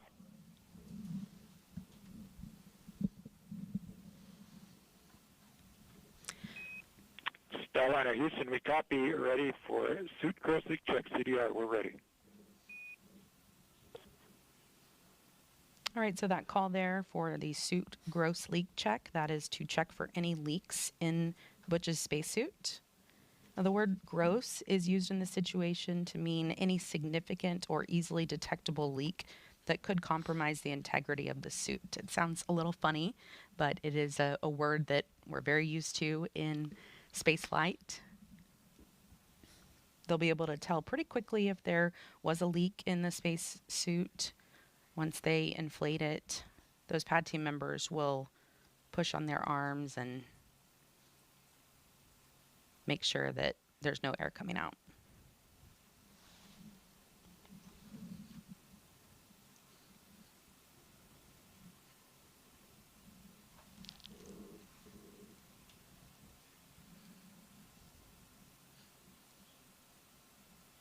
These suits are about 40% lighter than suits they've worn in the past.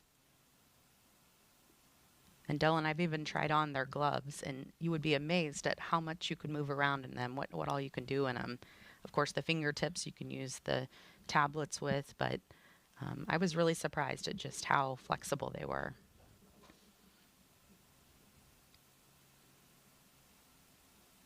It's starting to get darker over Space Launch Successful Complex Super 41. Leak check on CDR. Houston copies a good gross suit leak check on the CDR. Thanks. Good gross leak check. Good news there. You know, Butch is a former flight test instructor at Edwards Air Force Base. He has a Master of Science in Aviation Systems. So let's listen to a little bit more on this retired U.S. Navy captain and CFT commander, Butch Wilmore. A large part of the desire within us is to do things that are of benefit to others. In this job, we get to do things that are of benefit truly for all mankind as we explore the heavens that not many people get to experience, true, but we don't go just to get the experience. It's about the team and it's about the benefit that it brings. My name is Butch Wilmore, and I am the commander for NASA's Boeing Crew Flight Test mission to the International Space Station. Life in Tennessee, God's country, that's where I grew up. Very fortunate, had loving parents, took us to church. When I was young, 7 years old, I believe, they bought a little land out in the country, 6 acres or so. We had horses and cows, and I raised chickens and ducks, and just enjoyed life in the country. I went to Tennessee Tech, started working on an electrical engineering degree, and played football, which was a very difficult combination, I learned, because they're both full-time jobs. So it was a lot of effort over those years, but it molded me and it helped instill the work ethic my parents had instilled in me when I was younger. I entered the Navy and was fortunate to fly the A-7E. It's a single-seat attack aircraft, and I flew that for a couple of deployments. And then I transitioned to the F-18 Hornet, and through that process, I was selected in the test pilot program. You learn a lot about yourself as you go through test pilot school, where you're lacking in certain capabilities that are necessary to do a test pilot type of job. When it comes to flight test, the minute details matter. When we're doing our runs, hey, well, let's run it this way. Let's do it that way. Let's add this in. Let's take that out. And let's look at it in that regime so we can see how the spacecraft responds. And that's what you do with aircraft, that's what you do with spacecraft, and that's what this test is all about.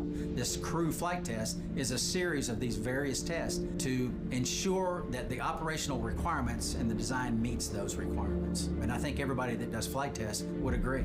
Focus, understanding, and also the team coming together to give you the overall understanding of the test and the capabilities of the spacecraft or aircraft that you're testing is vital.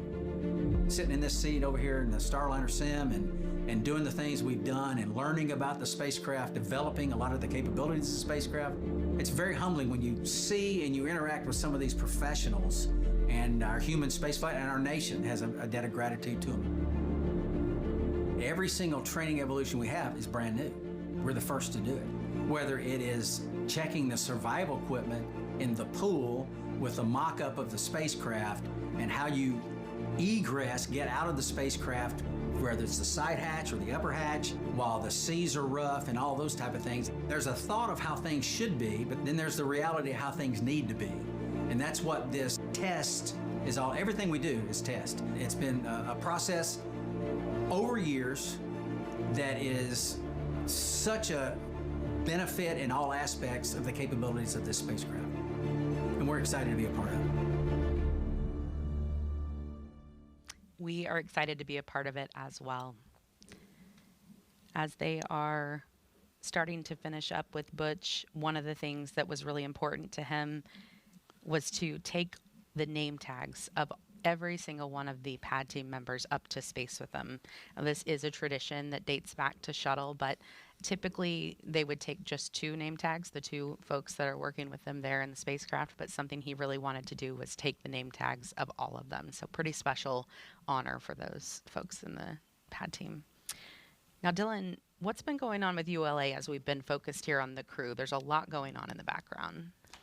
Well, Lauren, that's right. So there's a couple of things going on down in the control room.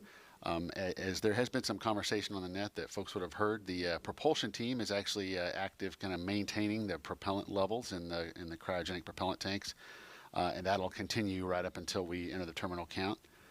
Our avionics testing is all complete for the day, so it's relatively quiet on avionics row at the moment. The launch conductor and his team are going to be listening very closely to all the activities on the pad, and we've heard some of that communication between LC and the blue team lead as they report back and forth on the activities that are up on the crew access tower right now. And as part of that, the ULA and the range safety team are also monitoring all of the activities as well with a keen eye on safety. So the team is staying busy downstairs, but for the most part, from a rocket processing perspective, the rocket's fully fueled and ready to go. So we'll just be waiting on loading our crew today, and then once the Starliner is all closed out, then our team will pick back up with those final preparations for launch. But for now, for the most part, the ULA team is kind of just in a monitor mode, just maintaining readiness for our instantaneous window today. And for anyone who may be just joining us, I just wanted to let you all know at home, we are wearing headsets and listening to a lot of the chatter that's going on in the background. So you are hearing some of the public communications that are going across the loops, but we're also hearing some other things through our headsets. So it's our job to listen to those things and be able to translate them to you as they happen. So again, we are watching Commander Butch Wilmore get ingressed or entered into Starliner, and we are watching the pad team go through some of those procedures. One of the things I really wanted to mention about the seats is, some people might not realize that they're actually sort of laying on their back in this position, and Sunny tells a story about it, that they were both on shuttle, and shuttle landed with them sitting in sort of like a chair, like you would sit in a chair, and that they studied the impacts over the years, and that it actually is safer and more comfortable to land on your back. So that's why they're in this position. Of course, once they get up into space, it won't make a difference, of course, but they are on their backs right now. So it looks like we are starting to see Sunny make her way into Starliner. So to walk you through her procedures, we will send it back to Megan, Dee, and Nicole. Thank you so much, Lauren and Dylan. So as she said, we now see Sunny inside Starliner. She is to Butch's right. So Butch is closest to us on screen here, and then to his right is Sunny getting into the pilot seat. And Nicole, she's actually getting in a lot earlier than we were expecting. The pad team has until an hour and 55 minutes before launch to finish ingressing both crew members. And look where we are. Sunny getting into her seat 2 hours 27 minutes before launch, and crew ingress usually for each person takes 15 to 20 minutes. So really, all the math that I just said means they're ahead. Yes, and that is all goodness. As I mentioned in the suit room, we do have some pad to the numbers just in case you need to troubleshoot something. So say, for example, as Sunny's going to get strapped into the spacecraft, if one of the buckles breaks or if something is twisted and we need some extra time, since it's an instantaneous launch window, the last thing you want is something silly like that, something that we can fix, have the launch be scrubbed. So we do have this time built in for troubleshooting, and if everything goes smoothly like it is so far, then you'll see the crew ahead of schedule. This is also a great point to this being a first developmental test flight. This is the first time we're running through these procedures in a real spacecraft on a real launch day. So we'll learn a lot, and in the future, when there's more than 2 people on the spacecraft, we'll be able to recognize some of those efficiencies. Yeah, and this is a great view, actually. So we have several views inside of Starliner. There's 4 camera views. There's someone in Houston who's monitoring, which camera view gives all of the teams monitoring this launch the best views. And this one is a really great view. We see 2 pad team members helping Sunny get in, helping with her 5-point harness, as well as getting her leg and knee restraints on, right, Nicole? Yes, you have your feet that are strapped in. You can see those white straps on the top of Sunny's feet. You're also going to have your knee board strapped in. You want to make sure that all of your comm is connected properly, and then they will do comm checks with each other as well. And you can see on Butch's left knee there, he has those paper checklists. Those are also tethered down. And so every, through many hours, hundreds of hours of simulation, you figure out what works for you, exactly where you want everything. And so it's important on day of launch that you have everything set up just as you have trained. Again, the astronauts Sunny going through the same procedures that Butch just went through. Also something that we'll see them do are reach checks, right? Because we are buckling them down so that they're comfortable and safe, but we need to make sure that they can reach all of the things that they need to reach during their flight. Absolutely, and of course they've done that in training and on mission dress rehearsal, but again, you want to double check. And day of launch, you want to make sure maybe if you have something snagged that's going to hinder your reach, that could affect the mission. So we go through all those final checks one more time before the launch countdown continues. And coming up soon, so that we all know to look for it, we expect Sunny to reveal their zero gravity indicator. Usually it's a soft toy a crew picks to fly with them, and once that toy begins to float, it's a visual indicator, right, that they have reached the weightlessness of microgravity, because we just said they're buckled in and really nothing else should be floating around except for that zero gravity indicator. Yes, it's a great way to show that you've reached microgravity. Unfortunately, the camera views for Starliner when it's in free flight will not be transmitted back down to the ground real time. They'll be recorded, but not real time back down to the ground. So Sunny will introduce this here on Earth.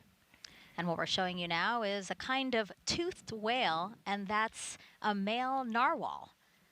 A narwhal, as you can see there, we're showing you because that is the zero-G indicator that Sunny chose with the help of her niece and nephew.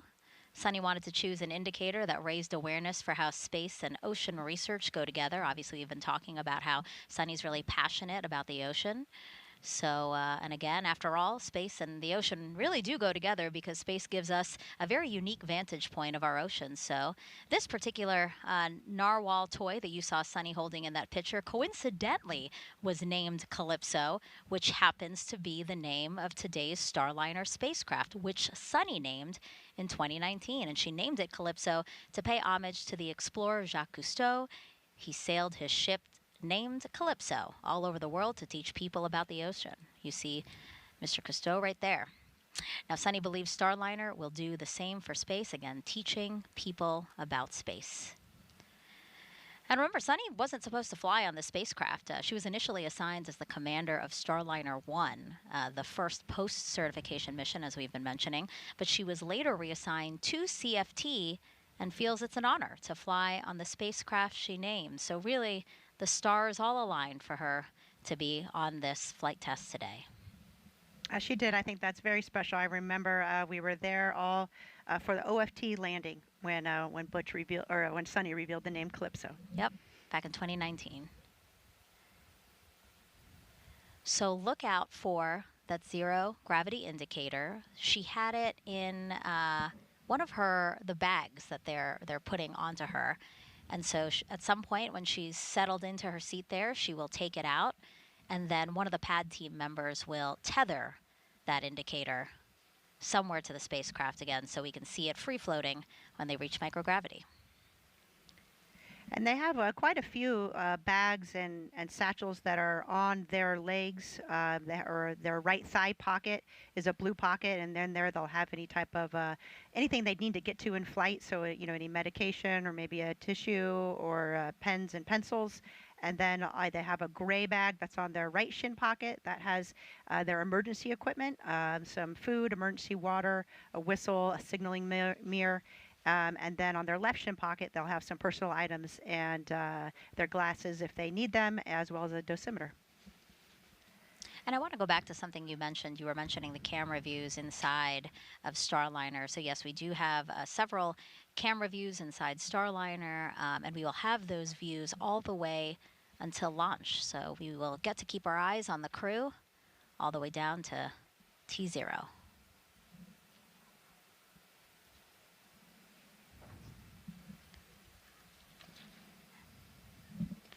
Now, I want to mention some of the pad team members that we have here. TLC comm check.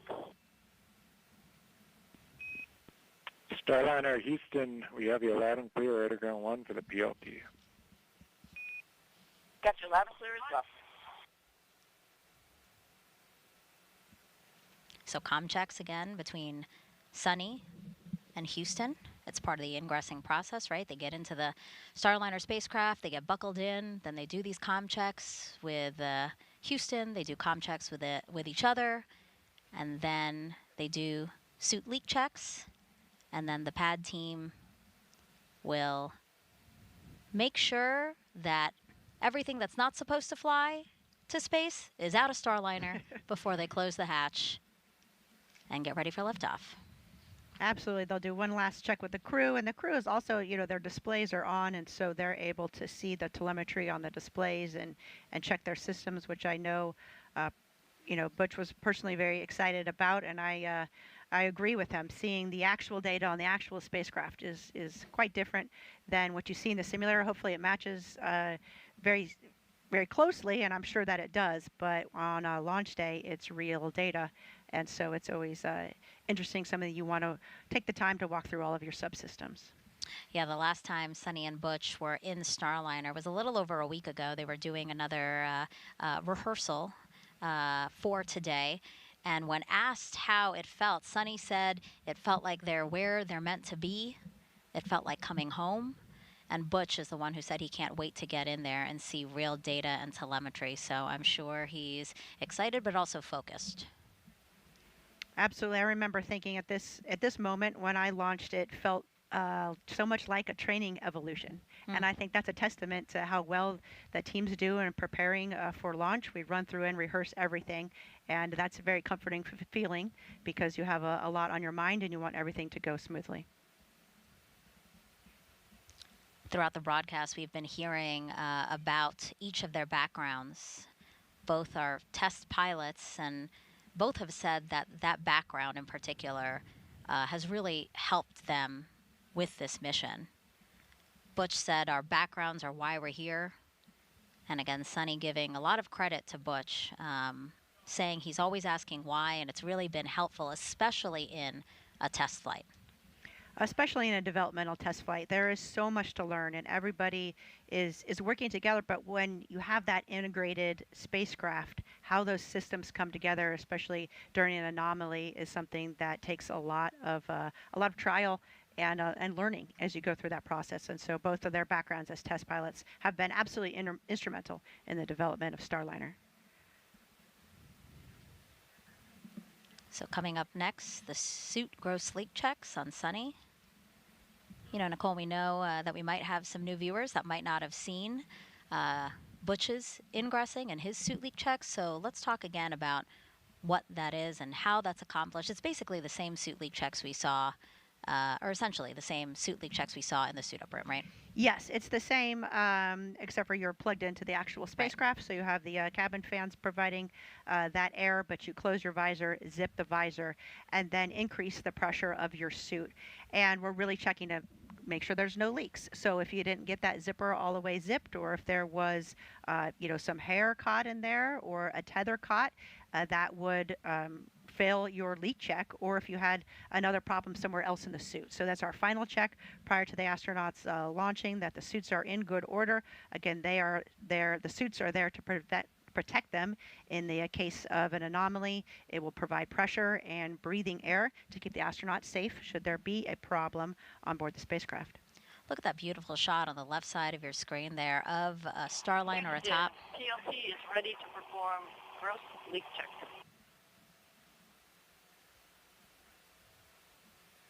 Starliner atop the United Launch Alliance Starliner atmospheric Houston, rocket. we copy, ready for the gross suit leak check PLT. Your go.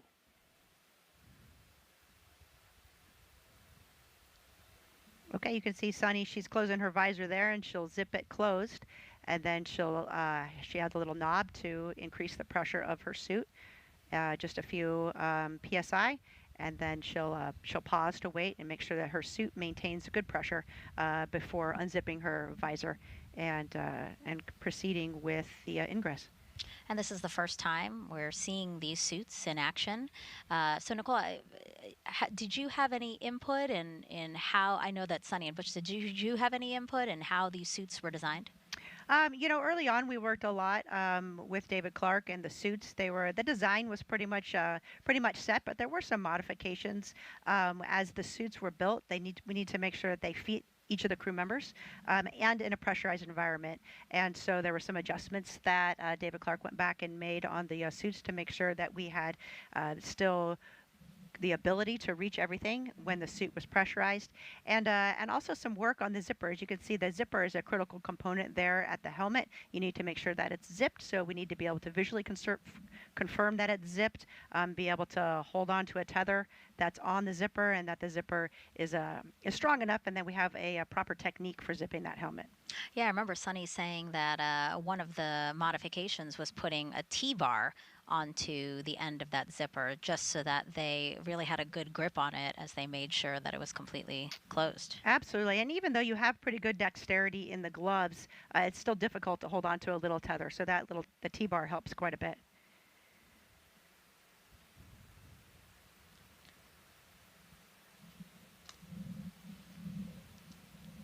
Sunny is, of course, a retired U.S. Navy captain and Boeing CFT pilot. Some people might not know this, but Sunny once lived underwater for 9 days while working within the robotics branch of the International Space Station. Did you know that, Nicole? Yes, I think she was a part of the NEMO mission, which is a space analog. We have different types of missions, some underwater, some in caves, believe it or not, where we are working together with a small group, executing science in a mission, but at the same time we're working on those expeditionary skills, living and working together as a team, which are a really important aspect to human spaceflight.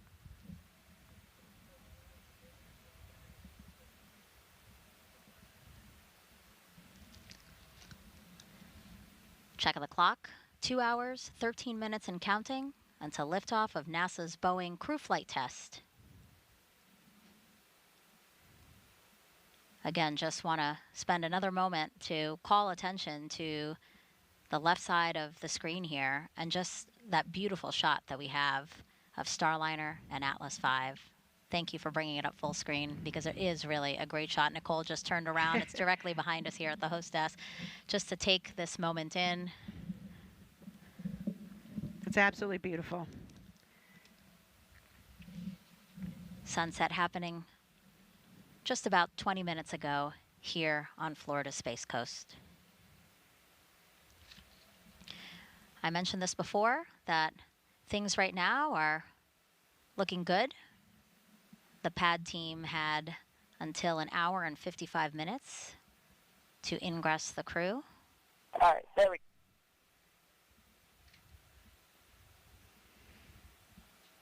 We just heard that comm communication from Sunny there. Looks like she was maybe troubleshooting a little something there with her suit. And so, again, that's why we have some additional time built into the schedule so that any type of issue, we have time to work through that and we don't feel rushed really in the process. You know, you want to make sure you have everything right. Safety is at the forefront of everybody's mind. Copy. Let me know when you're ready to do contact. Tech 5, you are now on air to ground 1. POT, Tech 5 on air to ground 1. How do you read me?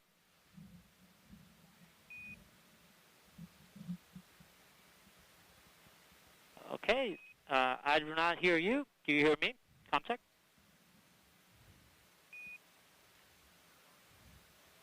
Air to ground 1, I got you loud and clear for PLT. Copy, copy. I got you loud and clear on air to ground 1. Let's go air to ground 2 contact again.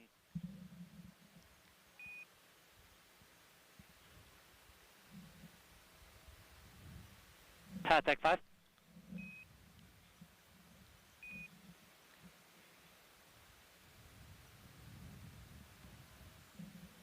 Air to ground 1 is one channel, one way of communicating. Air to ground 2 is a secondary line as well. Again, you've heard our commentators mentioning that they're monitoring, listening to the launch teams who are working this mission. We have some loops up publicly for you guys to listen in and to track how the countdown is progressing. And then there are some other side channels that a lot of work is also done in the background as well. PLT, gross leak check is complete. Starliner, it's Houston. We copy gross suit leak check complete on the PLT, and I have you loud and clear, Sunny, here on Underground 1. Yep, I got you loud and clear as well. All right, 2 good call-outs there. Successful communication check with Houston between Sunny, as well as a good check of her suit, making sure that it holds pressure as expected. L minus 2 hours, 10 minutes. ECS, LC. Tech 5, you're back on air to ground 1. ECS? All right, PLT. PLT. So we rate to confirm that you got good 170 airflow pounds with per minute. correct? Roger.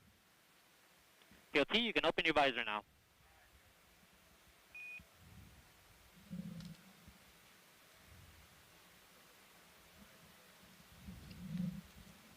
All right, with Sunny opening her visor after a successful... PLT, perform comm check on ICOM with CDR.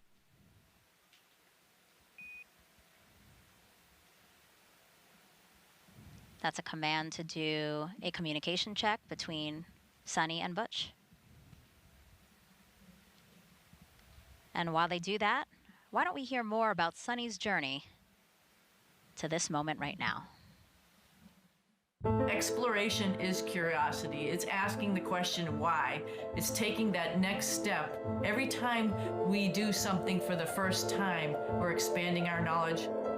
My name is Sunny Williams, and I'm the pilot for NASA's Boeing Crew Flight Test mission to the International Space Station.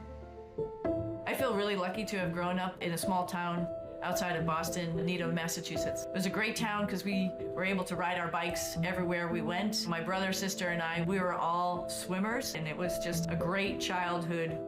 My dad was a doctor and also did neuroscience research. We were the strange family who had pictures and diagrams of brains on our dining room table. My older brother went to the Naval Academy. I started researching a little bit, and I thought, well, what the heck, I'll try this out. And when I went, I found that I really loved it. Teamwork, followership, leadership, those opportunities that we had right from the very beginning, and to accomplish something a little bit bigger than yourself. And I think that paved the way for the rest of my career. Got a basic engineering degree from the Naval Academy. I really didn't know what it was all about when I went through that course curriculum, but when I went to test pilot school, all of that stuff sort of gelled together. I was like, oh wow, this is why we do math modeling. This is how we try to predict how changing an engine is going to affect the way the helicopter flies.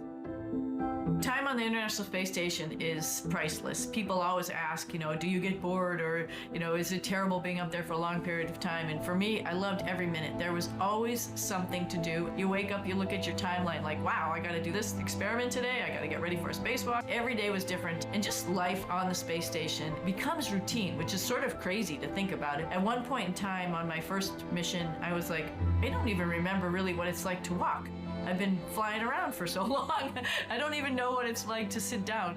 I got assigned to the commercial crew cadre in 2015. We went to the companies, found out the shell of their programs, and then actually started working with them to make them what they are today to accommodate astronauts. For Starliner, we've been heavily involved in the last couple of years in the software with the folks doing the development to make sure its capability will allow us to come home. And we've been involved with all the suit development, making sure every different size of person could fit in all these suits and they could operate the spacecraft adequately. We've had our fingers on every single procedure that we work inside the cockpit, as well as operated it with our mission control team to make sure that everything that future crews will do will be right. We haven't had the classic training as we had for Shuttle and Soyuz. We've sort of helped develop the training as well as the hardware. And this is sort of the shape of things to come as we get ready to go back to the moon. All of that is going to be developmental, and we're going to have the same mindset. It's not already established. We all have to be part of this big team to help develop it and make sure that integration, as the astronauts use all this equipment, is going to be top-notch and ready to take us even further.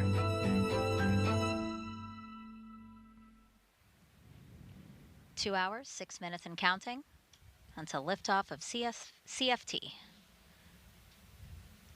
Both Butch and Sunny inside Starliner, which is sitting on top of a United Launch Alliance Atlas V rocket at Cape Canaveral Space Force Station's Launch Pad 41.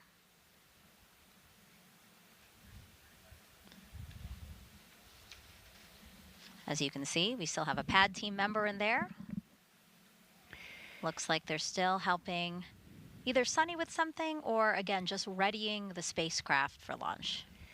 You know, it's interesting because the spacecraft is made for microgravity, and so actually you can't stand on the floor of the spacecraft, and so there's some special flooring pieces that are installed so that the pad team can walk around without damaging any of the components of the spacecraft and help get the astronauts strapped in. So I know as one of their final checks, they'll remove that specialized flooring and check the configuration inside of the spacecraft. As you mentioned, to get everything out that doesn't need to go to space.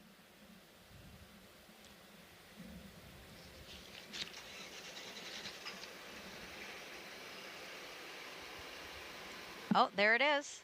It looks like they have taken the narwhal out and they are finding a place to tether it. Maybe I'm just imagining it because I can't really see Sunny's face, but she looks happy to see the narwhal out. Again, a special zero gravity indicator that she picked with her niece and nephew. Pad, you are now on air to ground 1. Copy. Starliner crew, is there anything else you need help with before we leave and close the hatch?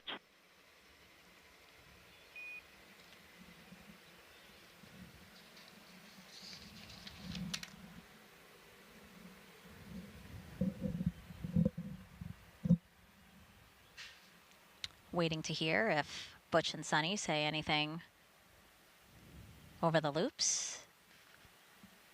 All right, Starliner crew, it's been an honor to strap in. Not my crew, but my friends.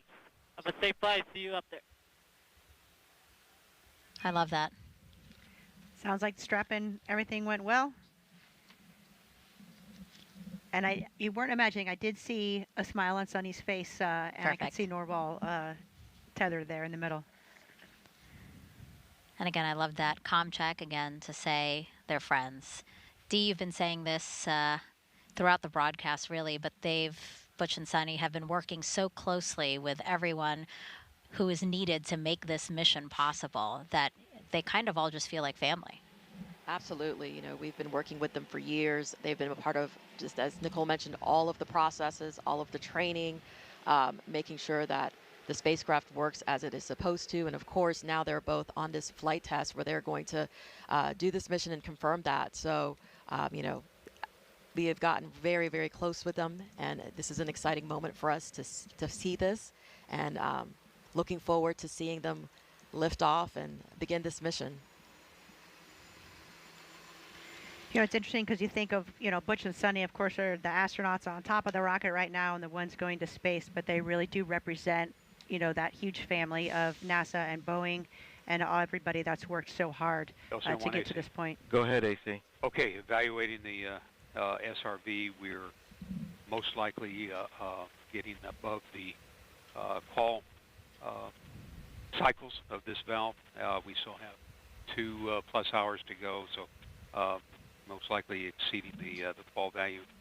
We do not have a path to proceed further at this point. Roger. So at this point, your recommendation is to secure operations for today? That is correct. Roger. LD, LC on channel 1. Yes, sir. LD concurs with that. Roger. Flight and Slick, channel 1. Flight's here. Slick's on channel 1. Yeah, Roger. So the engineering team has evaluated the vehicle is not in a configuration where we can proceed with flight today. So we're going to initiate our scrub and recycle operation. Roger. Flight copy. Roger.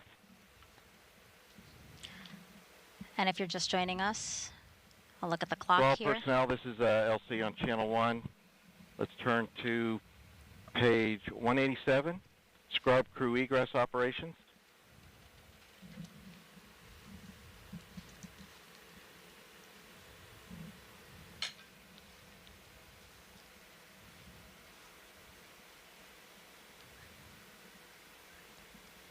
Again, the clock 2 hours ahead of what we were targeting, a 10:34 and 14-second p.m. Eastern Time liftoff. But you just heard from the launch team that we are scrubbing OSM, for today. LC. OSM, go ahead, sir. Establish the BDA roadblocks and open the flight hazard area. Roger. All personnel on Channel 1 will be starting an estimated 65-minute hold at this time for flight crew egress. All systems maintain T-4 configuration.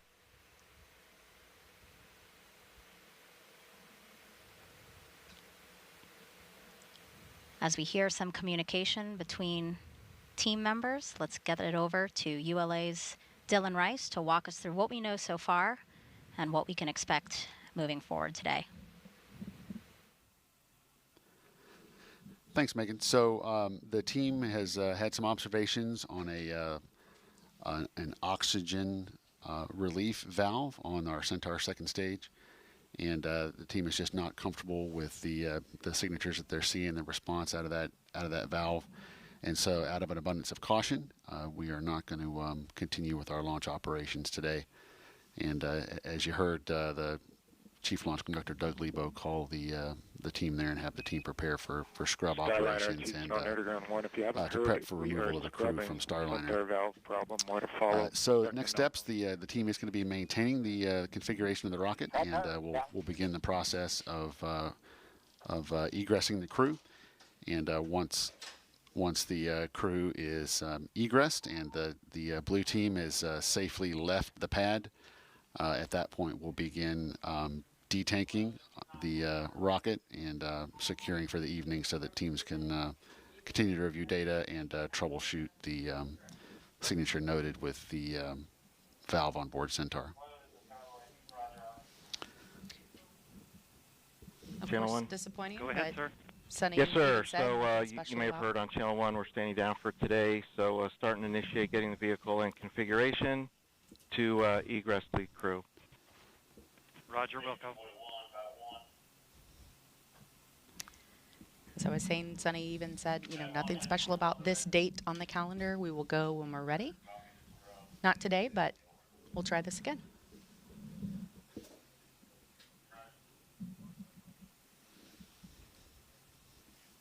So a lot of what's going to be happening now is sort of what we've seen happen up to this point, just in reverse. Right, and again, this decision was not made lightly, but really out of an abundance of caution. We say that the rocket business is a business of 10 million details, and only when all 10 million details are correct and where you want them to be do you let your rocket fly. So for today, we're going to go back and Slick LC Channel 1. LC, you have Slick. Yeah, Roger. So I'll rely on you timing-wise to let me know when you're ready for the CTV convoy to return to pad. Yep, I was working that right now. Roger. So again, for now, we're going to be maintaining the configuration of the launch vehicle until the crew and the blue team have exited the area, and at that point, we'll begin detanking and securing the launch vehicle for the evening. So for now, I think we'll turn it back over to Megan at the host desk. Thank you, Dylan. Again, just a recap for folks, about 4 minutes ago, the launch team decided to stand down from the launch attempt today. Dylan noting for us that the ULA folks and the launch team, they decided to, out of an abundance of caution, to stand down because they saw something off nominal with an oxygen relief valve on Centaur. So right now we are looking live inside the White Room where the pad team will begin procedures to help the crew out of Starliner, out and down the crew access tower. And then we also heard that plans are in place to return the Astrovan to the pad to pick up the team and return them to astronaut crew quarters. Now, Nicole, walk us through what we expect to see. There are obviously procedures in place for this exact thing, if needed. Absolutely, and this is trained and rehearsed multiple times as well. And so ULA will make sure the rocket is in a good state, and they will follow their procedures. As far as the crew specifically, since the hatch wasn't closed and ordnance wasn't armed, it's quite simple for the crew. They'll wait for some callouts to make sure that the spacecraft's in a good config. That will be putting the comm, demerging the comm channels, transitioning back to ground power, and making sure that the prop system is all secured. And then the crew will egress. They'll pretty much do exactly what they did to get in, but an opposite with help of the pad team. Okay. Do you know how long we expect that to happen? Is this a long process, or for the most part, this is pretty easy once we know it is safe for them to start getting out? Once the rocket, we know the rocket's in a good config and they give the go, it's relatively quick to make sure that. RLM-11. Go ahead. RLM line items disabled for red line report. Roger. Peony 2 LC. Go ahead. Secure CEC and activate safing purge. Roger. And you hear the FTS LC. FTS. Secure RF FTS and GPS metric tracking. Roger. That's the comm there from ULA. They are following their specific, procedure, and it's really just true professionals executing the scrub on the ULA side, as well as Boeing. CEC secured and saving purge active. Roger.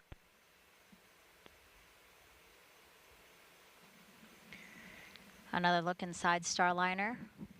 Butch and Sunny there. Butch closest to us, Sunny to his right, and a pad team member in there who will soon help them get out of Starliner. Nicole, you were saying, you must know how they might be feeling right now. You're close with them as friends and also as a fellow astronaut. Absolutely. I mean, I think, of course, a natural human reaction is a little bit of disappointment. It's a very exciting time, and we all want to see, this spacecraft launch. But at the same time, it's a deep sense of appreciation that the team is doing the right thing, that they are checking all of the instrumentation, that they are able to identify something that's off nominal, because the last thing you want to do is deal with something like that in space. And so when we identify something like this on the ground, we see that as a big win. We avoided a potential problem by identifying it early, and yep, the wool scrub. This is something I think as an astronaut you train to multiple times, and you're prepared for that as well. It's important that you keep your head in the game, though, because potentially they could launch tomorrow, depending on the findings of this investigation. And so you maintain your focus. You are still sitting on top of a rocket filled with prop, and so you follow your procedures just like everybody does. You never let your guard down, and they'll execute the steps to safely get out of the spacecraft, and then they'll go back to crew quarters. They'll maintain their quarantine so that they can preserve a launch opportunity, and then they'll wait for more information from the team. Yeah, you talk about how the team rehearses all different scenarios. It truly is. I mean, can you talk for those who might not know, can you talk about the process of, simulating all the things that could go wrong so that if it does happen, everything is kind of rote. It's kind of just like muscle memory, and you don't really have to think too much because you just know it like the back of your hand. Absolutely. That is the most important part about being well trained. And it's not only the astronauts, it's the entire team. So you see that the pad team knows exactly what they need to be doing. You can hear the comm from ULA. Everybody at their console has specific responsibilities and steps that they need to take. And each member of the team is critical to make sure that we're successful in these type of procedures. And we train to them in simulations, scrubbing, and pretty every contingency that we can think of, we will actually run through. In the few instances where I've been involved in an actual contingency or an emergency, you're right. The training really takes over. You maintain focus, you execute your procedures, and it's really not until after that's all done that you realize that... Hey, Houston Starliner, we're standing by. As we said, we did go ahead and unstrap. Curious if we're going to run anything in the scrub recycle procedure as you're looking forward, since we didn't get very far. Starliner Houston, loud and clear. We are running it. A lot of the events are sort of no perform because we didn't get that far in the count. I will keep you appraised. The main action on your radar will be bringing the suit fan Bravo to off before you jump out. Yeah, and we're not going to open the cabin vent valve or anything, I'm assuming as well. Negative, yeah, hatch is open, so none of that applies. Yeah, that's what I see. Okay, thanks. And that was our Capcom capsule communicator, Josh Kutrick, who will be flying on Starliner 1. He's the Capcom for Ascent, and he was just talking to Butch about the scrub recycle procedures that he has in his checklist. And Capcom is the voice that we've primarily been hearing talk to the astronauts, correct? Yes, during the comm checks, you'll hear a lot of different folks talking on the loops. But really, once the launch happens and they get to orbit, then the only person talking to the crew is the Capcom. And LC Slick on Channel 1. Go ahead, Slick. Yeah, we're getting ready for crew egress, so we would be good for the CTV to come to the pad gate and hold there. Roger. OSM, LC? OSM. Roger. Notify crew transport convoy to return to pad, permit entry into the BDA, and ask them to hold at the pad gate, please. Roger. Call-outs now to have the Astrovan return to the launch pad to pick up the crew once they have egressed, excuse me. And you can see Butch and Sunny, they're unstrapped and visors are up. They're just waiting for the call from ground to turn off that suit fan, which is the fan that's providing air to their suits prior to detaching their suits from the spacecraft and exiting Starliner. Again, if folks are just joining us, about 12 minutes ago, the launch team has decided to stand down from today's launch attempt. We were targeting 10:34 and 14 seconds Eastern Time for liftoff of NASA's Boeing crew flight test. We now are looking at Commander Butch Wilmore and pilot Sunny Williams. They are in the Starliner spacecraft,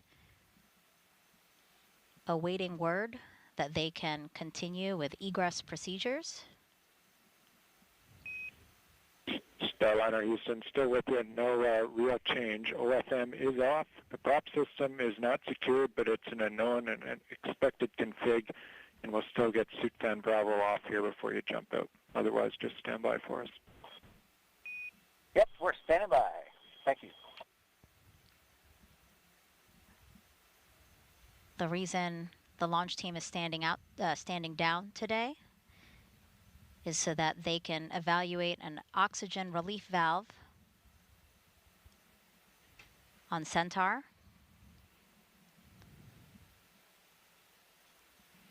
That's the second stage of ULA's Atlas V rocket.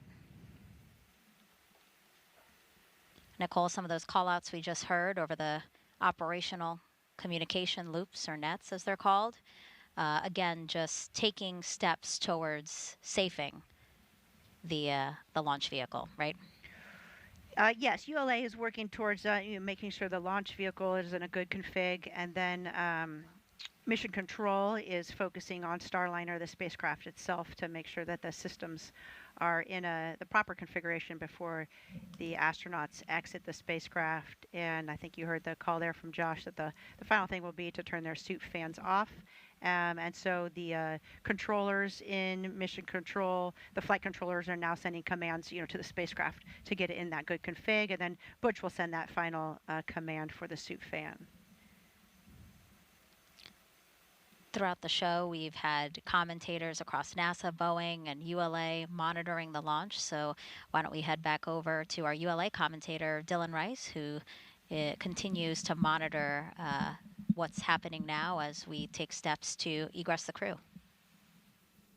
Thanks, Megan. Yeah, you've heard some of the communication as the team has gotten into the securing processes here. So from a rocket perspective, really what's going to happen next is we're just going to hold the current configuration of the rocket. We're not going to start detanking. We're not changing any configuration at all until the crew has egressed the capsule and the team has left the pad. There were a couple of LCOSM. Go ahead. Yes, sir. You have per step 90. You have 20 personnel entering BDA at this time. Roger. Okay, with that call indicating the crew convoy has now arrived back at the pad. But there were a couple initial securing items that we did early on in the process here, and that was securing our RF systems and then stopping the Centaur engine chill down, given that we're not planning on launching today. Otherwise, the launch vehicle is maintaining a safe configuration until we get the crew and the blue team away from the pad. And in a situation like this, if we see any data signature that is not something that we have seen before, then we are just simply not willing to take any chances with what is our most precious payload. So we're going to take a step back, go review that data, go understand why this signature is different from what is in our previous experience base, and then we'll take whatever action required before we reattempt a launch.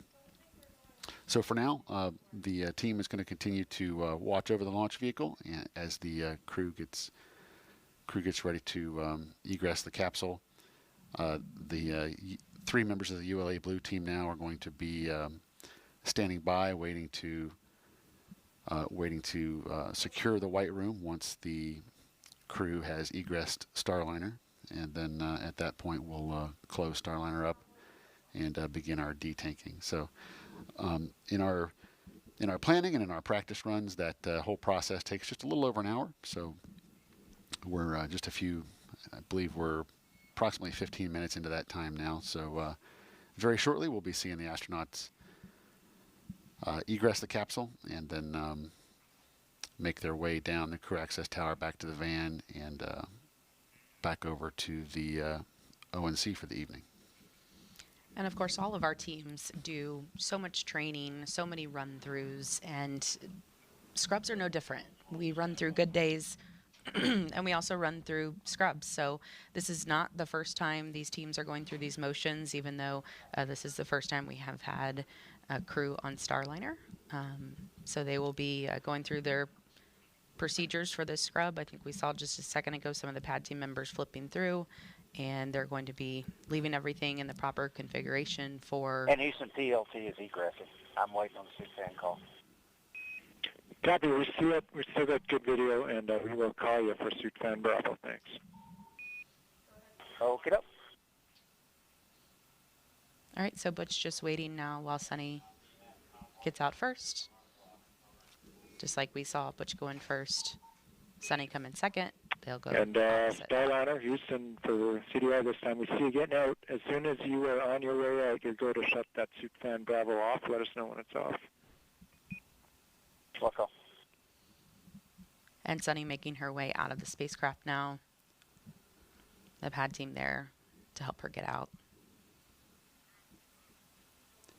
You know, Lauren, just like we talked about when we started the built-in hold as we prepared to load the astronauts, this countdown has really been developed to support, you know, not only just 2 astronauts but 5, even 7 astronauts on Starliner, right? So the same thing with the egress procedure. When it comes time to pull astronauts out, the time that we've got allocated could support as many supports pulling a full complement of astronauts off of Starliner. That's not what we're doing today. We've just got Butch and Sunny on board, and so you know, it is possible that we'll be moving much more quickly into our scrub detank operations. But for now, we have got bookmarked that 65 minutes to get the crew off, but probably will not quite take that long, given that we're only pulling two people out of Starliner.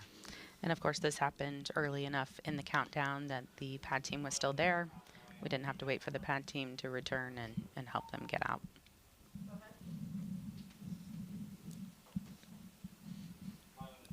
So as Sunny is going through her scrub procedures right now in the white room outside of Starliner, Butch is waiting for the pad team to help him egress the spacecraft.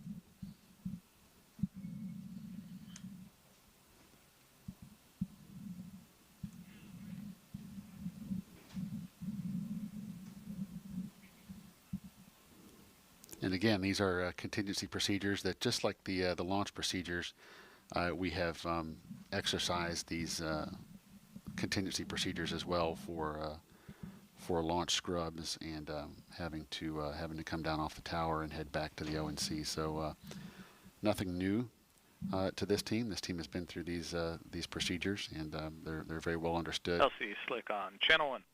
Go ahead, Slick. Hey, looks like CDR is out. We're going to go do a few things, but we'd be ready to do comm checks with LC on the OSC radio here in a minute, and we'll get the CTV up to the base of the cat. Roger. You see Butch is now out of Starliner, back into the white room as they start to detach some of those items that were on his spacesuit. You know, that previous call we just heard as well, once the astronauts are out of the capsule and the blue team is complete up on the tower, they're not in complete communication, you know, via the hardline communication systems like we've been talking, nets and loops all evening long. So that previous call there was to establish a comm check with the chief launch conductor via the walkie-talkies. So we do have the walkie-talkies available for those periods of time when we're not actually on the hardline communication system. So they'll be executing that comm check shortly. And again, that's per one of our contingency procedures. We have got plans in place to address most problems that come up, and that is one of them. That just make sure your walkie-talkies work before you unplug yourself from the hardline communications systems. And again, those walkie-talkies allowing the team to communicate with the team in the field to communicate with the team back here in the Launch Control Center as they're driving out of the pad and over to the fallback area. The Astrovan will be there shortly to pick them back up and take them back over to crew quarters.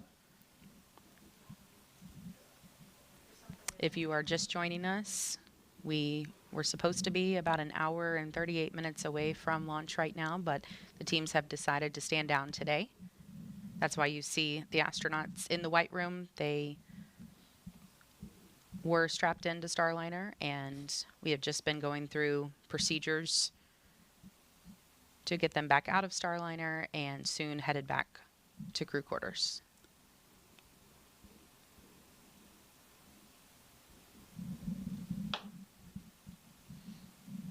A lot of the things we walked you through earlier, they're doing in reverse right now, just to make sure that everything is in the proper config for the next attempt. You know, Dylan Sunny recently was talking to media, and she made the comment that one of her... OSM, LC. OSM, go ahead, sir.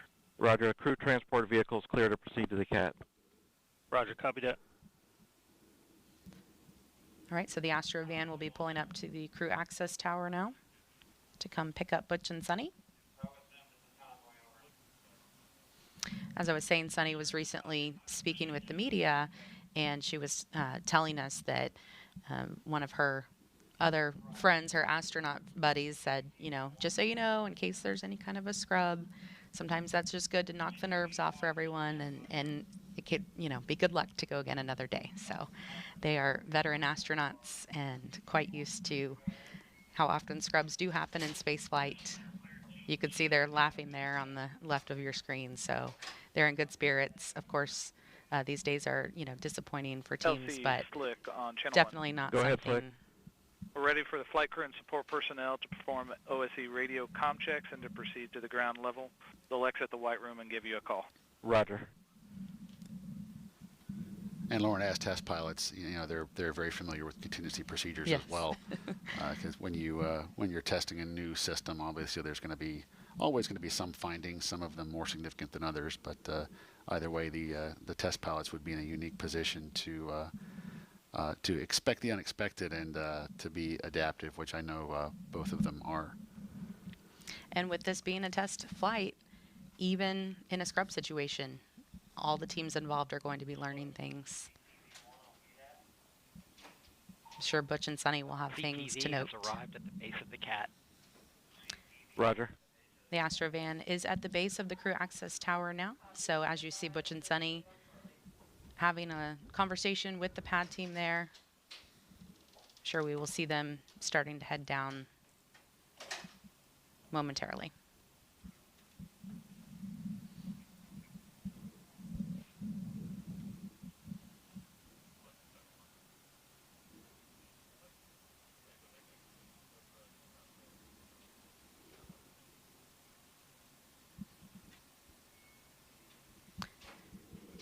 Teams on some of the side nets are telling us the crew egress procedures are complete.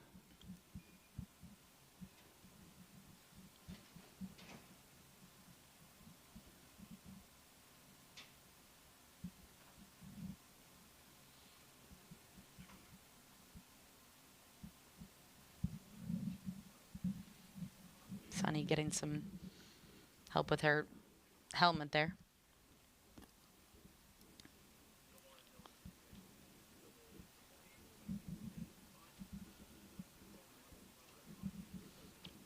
All right, they are on the move. They are going to be headed back into the elevator. They are on level 12, so headed back down to the base of the crew access tower, and we'll get back into the Astro van to head back to crew quarters. And with that, we will send it back over to the ladies at the desk, Megan, Dee, and Nicole.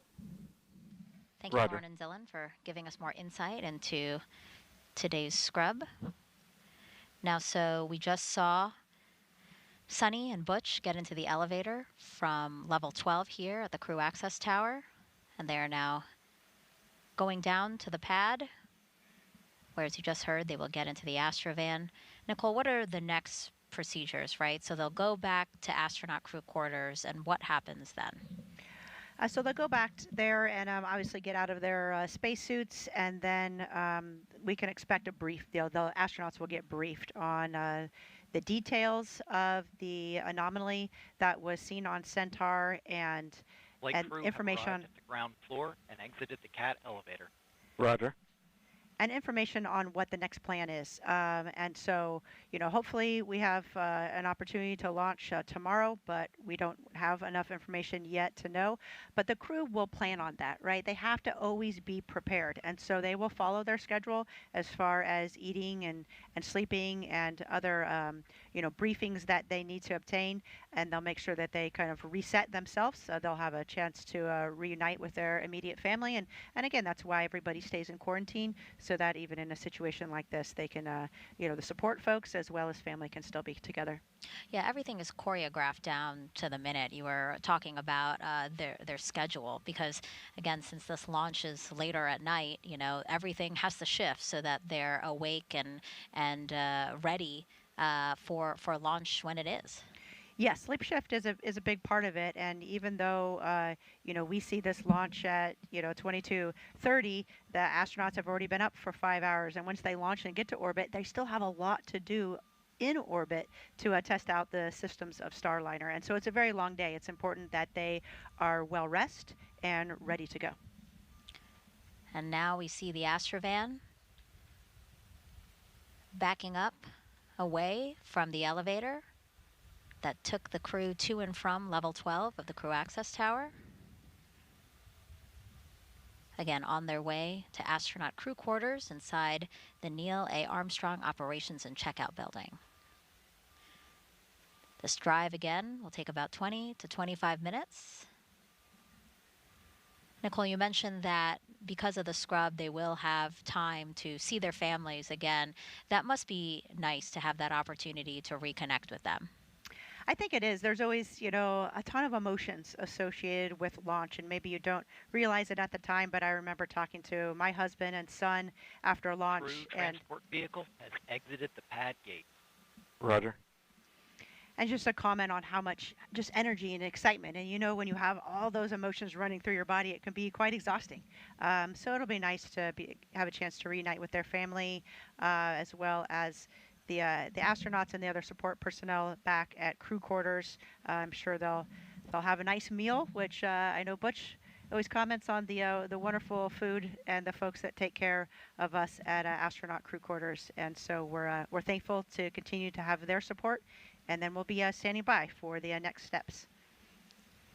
Yeah, that's interesting and very correct of you to say that Butch, in the last few days leading up to launch, has been talking about how excited he is for the food here at KSC. So hats off to the chefs at Astronaut Crew Quarters. Butch was looking forward to a meatloaf meal. I'm sure he had it before lunch, and Sunny was looking forward to eating some salmon. So at least they'll be treated to another delicious meal at Astronaut Crew Quarters.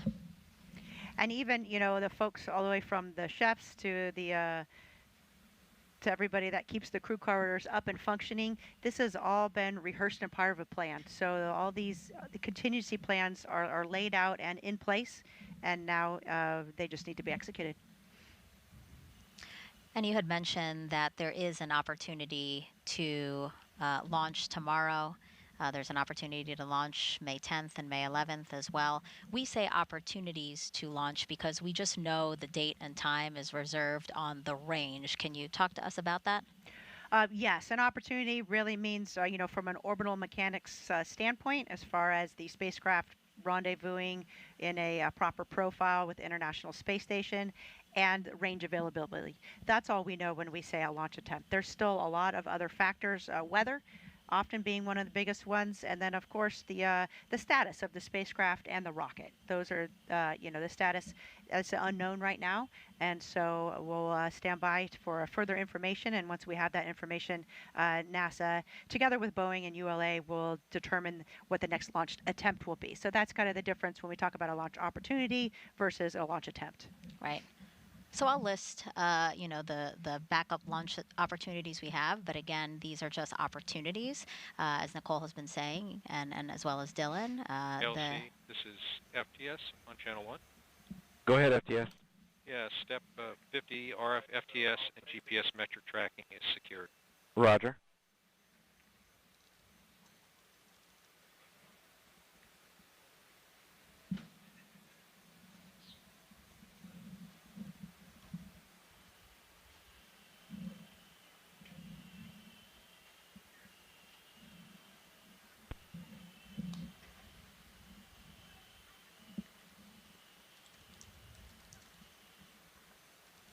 If you're just joining us, about 30 minutes ago. LCOSM. Go ahead. Yes, sir. 22 personnel have exited VDA area. Roger.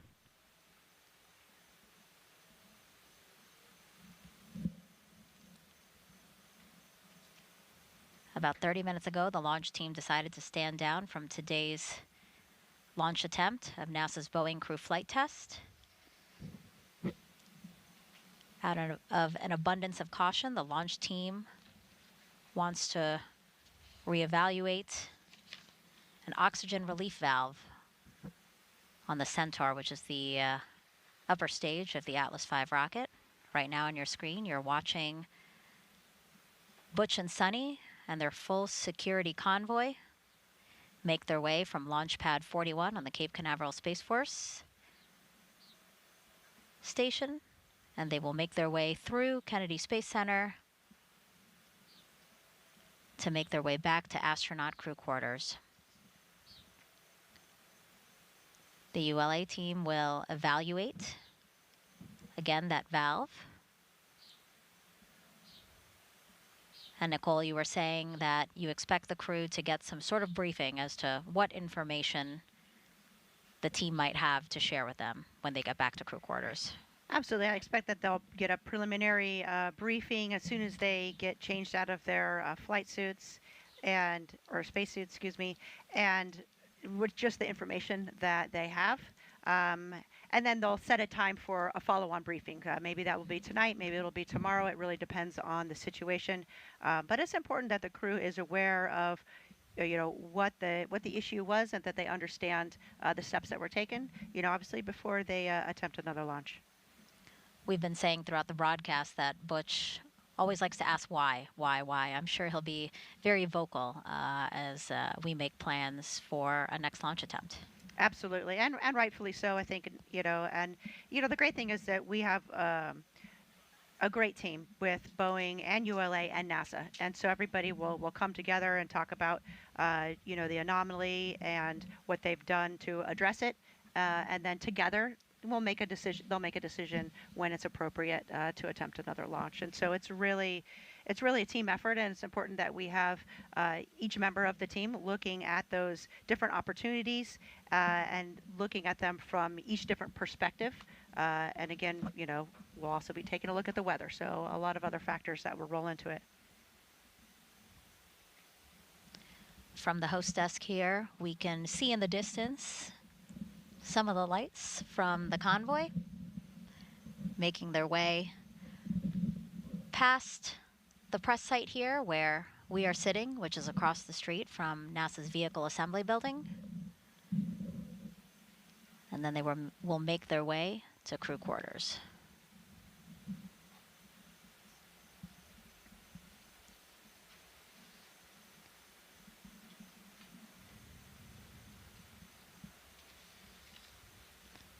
Nicole, you said again that this was all prepared for and thought of in case this did happen, and we did see very quickly how everyone knew what to do. Yes, sir.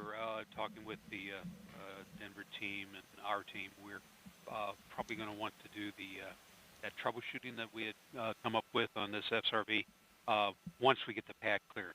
So I'd like permission to take that to 6 and get that discussed, get you a recommendation. Roger, please, committee nominee team, provide a recommendation. I'd estimate at this time it'd be about 30 minutes. We'll be ready to start detanking. Sounds good. Thank you. Absolutely. Everything is rehearsed from what we call nominal operations, where everything goes perfectly smooth, to little issues, so that everybody's aware how to troubleshoot those and what their roles and responsibilities are, as well as a scrub, as well as major contingencies. We really practice all of those different scenarios so that the team is prepared. And I think you'll see, or you can recognize today how calm everybody was, and they're executing their procedures. Everybody knows that their role. And quite quickly, we talked about the situation. Butch and Sunny were informed. A decision was made. And then once they started the scrub process, they were actually outside of the spacecraft quite quickly. So really just a testament to the professionalism and the preparedness that we see from this team.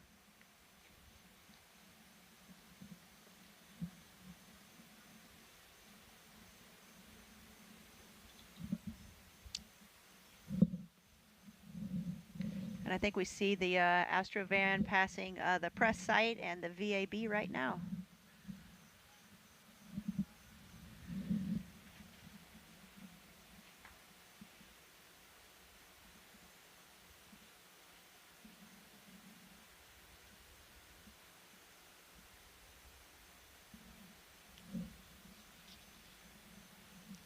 Crew quarters, probably another 10-minute drive from here.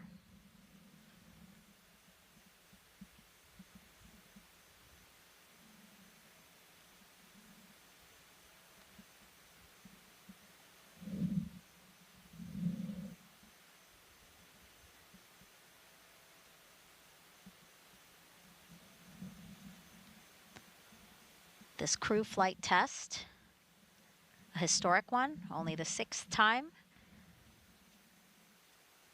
that NASA will fly a new crew transportation vehicle.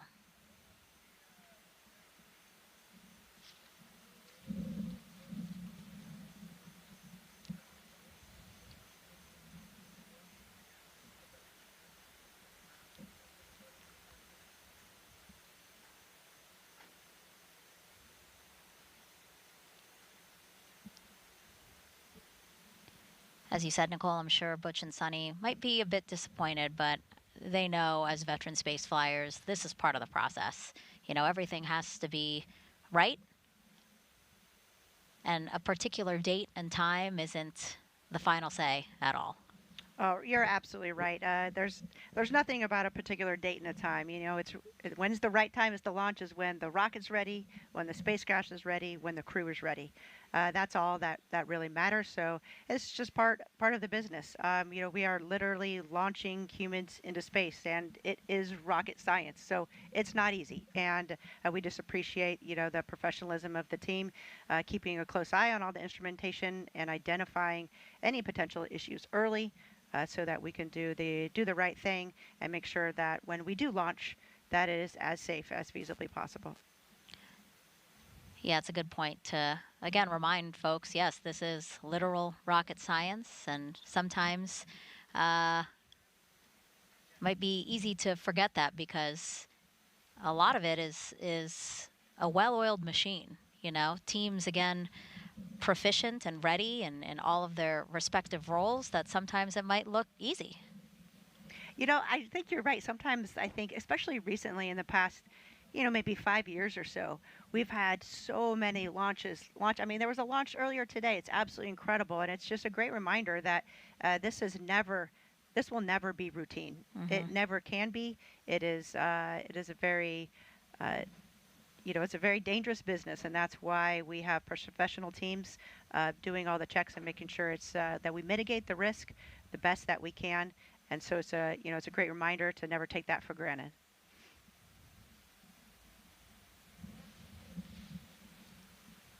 Anything you might want to say to Butch and Sunny tonight? I mean, actually, do you plan to maybe have an opportunity to touch base with them, and what might you say to them?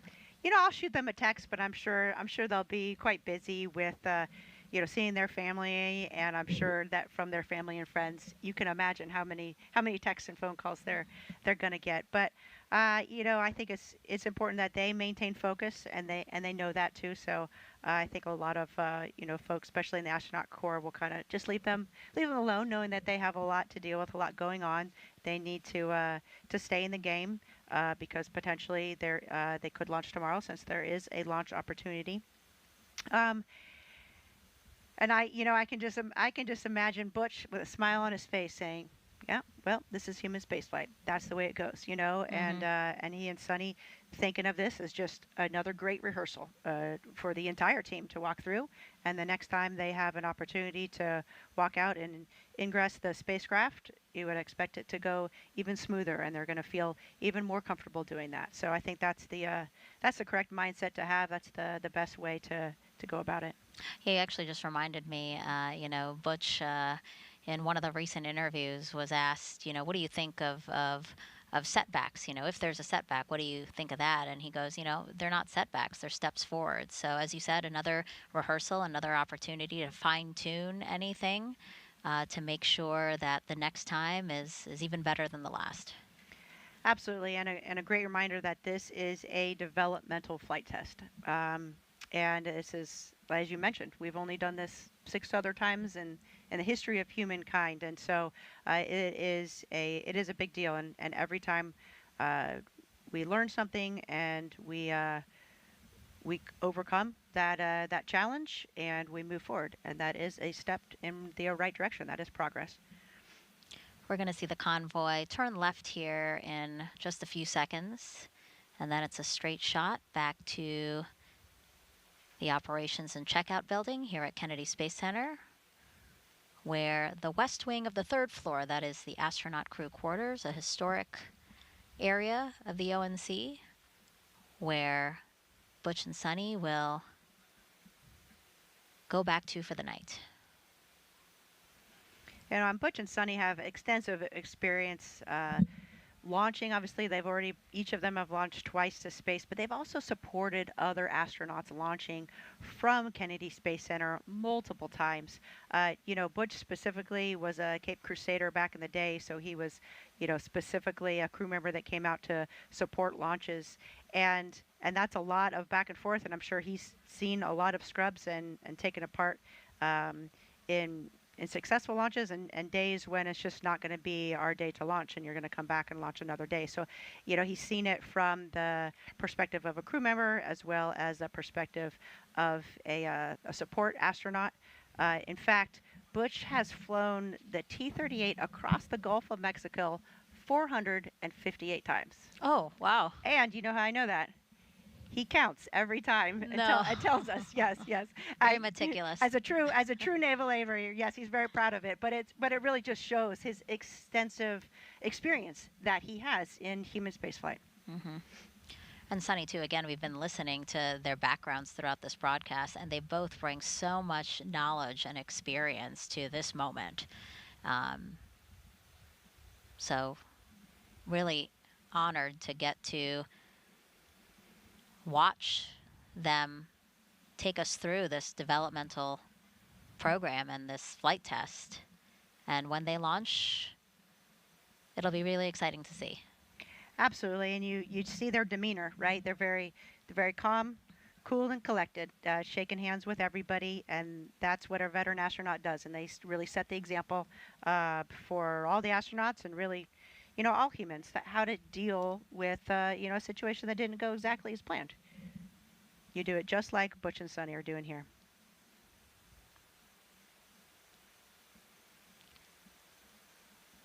We're tracking the Astrovan, pulling into the parking lot of the Operations and Checkout Building here at Kennedy Space Center. Make a couple of turns, and then we'll see the Astrovan back in front of those doors we saw Butch and Sunny walk out of about 2 hours ago.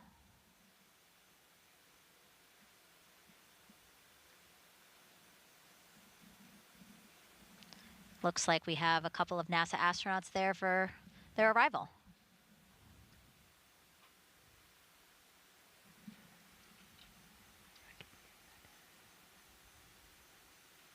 Oh, there's Mike Fink. We just saw him, Mike Fink, walking up. So he's still obviously there every step of the way to support the astronauts.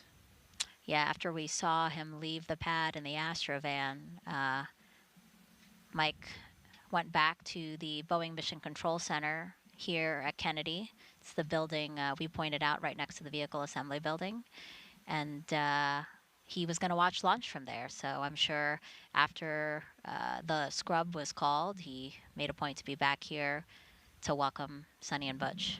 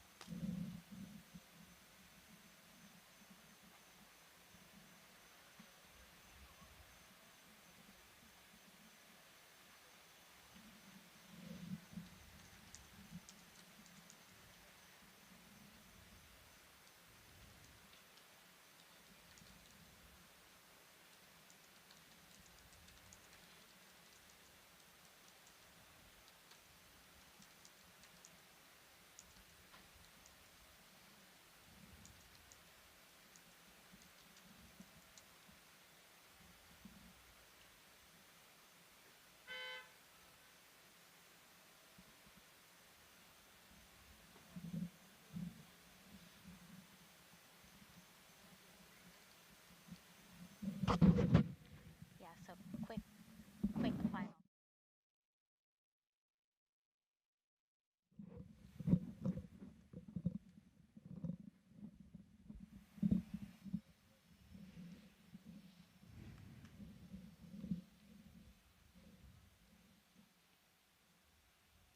And if you're just joining us, welcome to Kennedy Space Center in Florida, where at about 8:34 this evening, the launch team decided to stand down from today's launch attempt of NASA's Boeing Crew Flight Test. That was after the ULA team decided to reevaluate an oxygen relief valve that's on the Centaur upper stage. So that's the upper stage of the Atlas V rocket. If you have been watching us, you saw just a few minutes ago NASA astronauts Commander Butch Wilmore as well as pilot Sunny Williams. They have exited the Astrovan after the Astrovan picked them up from Launch Pad 41 and took them back to astronaut crew quarters, where they will spend the night and get updated as to the next steps to when another launch attempt can be made. I want to open it up to the hostess here now. Nicole, any final thoughts as we await some information about what happened tonight and again, the steps moving forward? Of course, just a really professional job done by the team in identifying a potential issue and then initiating the scrub. It was executed as planned, and the astronauts are now back at crew quarters, and they'll receive a briefing on the next launch opportunity, and hopefully that is soon. But in the meantime, we'll be standing by, and I know we all feel maybe a little bit disappointed, but this is a human space flight, and that's the way things go. There's a lot that goes into launching humans safely from the planet. And so I think that I just feel, thankful that this potential issue was caught early and that everybody is safe. And we're looking forward to another attempt soon. Yeah, well said, Nicole. And Dee, from Boeing's standpoint, anything you'd like to say? Absolutely. Of course, safety is our top priority. So, and this is no different. We really appreciate ULA's partnership throughout the Boeing Starliner program and their work with Commercial Crew. And, we'll fly when we're ready. Right. All right, so with that, we want to pull up on the screen right now the link to the Commercial Crew blog, and that is where we will post the latest information about an upcoming press conference that we do plan to have.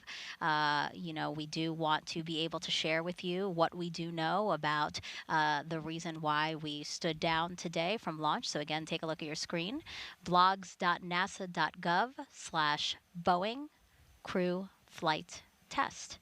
Again, that's where you can go to find out when we will have that press conference, which will be on NASA TV. So again, you are watching NASA TV right now, so this is the place where you'll be able to watch that press conference. We're aiming for about an hour or so, but again, we do want to give our teams as much time as they need to gather the most accurate and timely information they can for you. And again, we will share that at that upcoming press conference. But for now, again, we want to thank you so much for sticking with us and watching our live coverage of the first launch attempt of Boeing's Crew Flight Test, NASA and Boeing's Crew Flight Test. But until then, and that press conference, we hope to see you on there for more information about when we can next launch. Have a good night.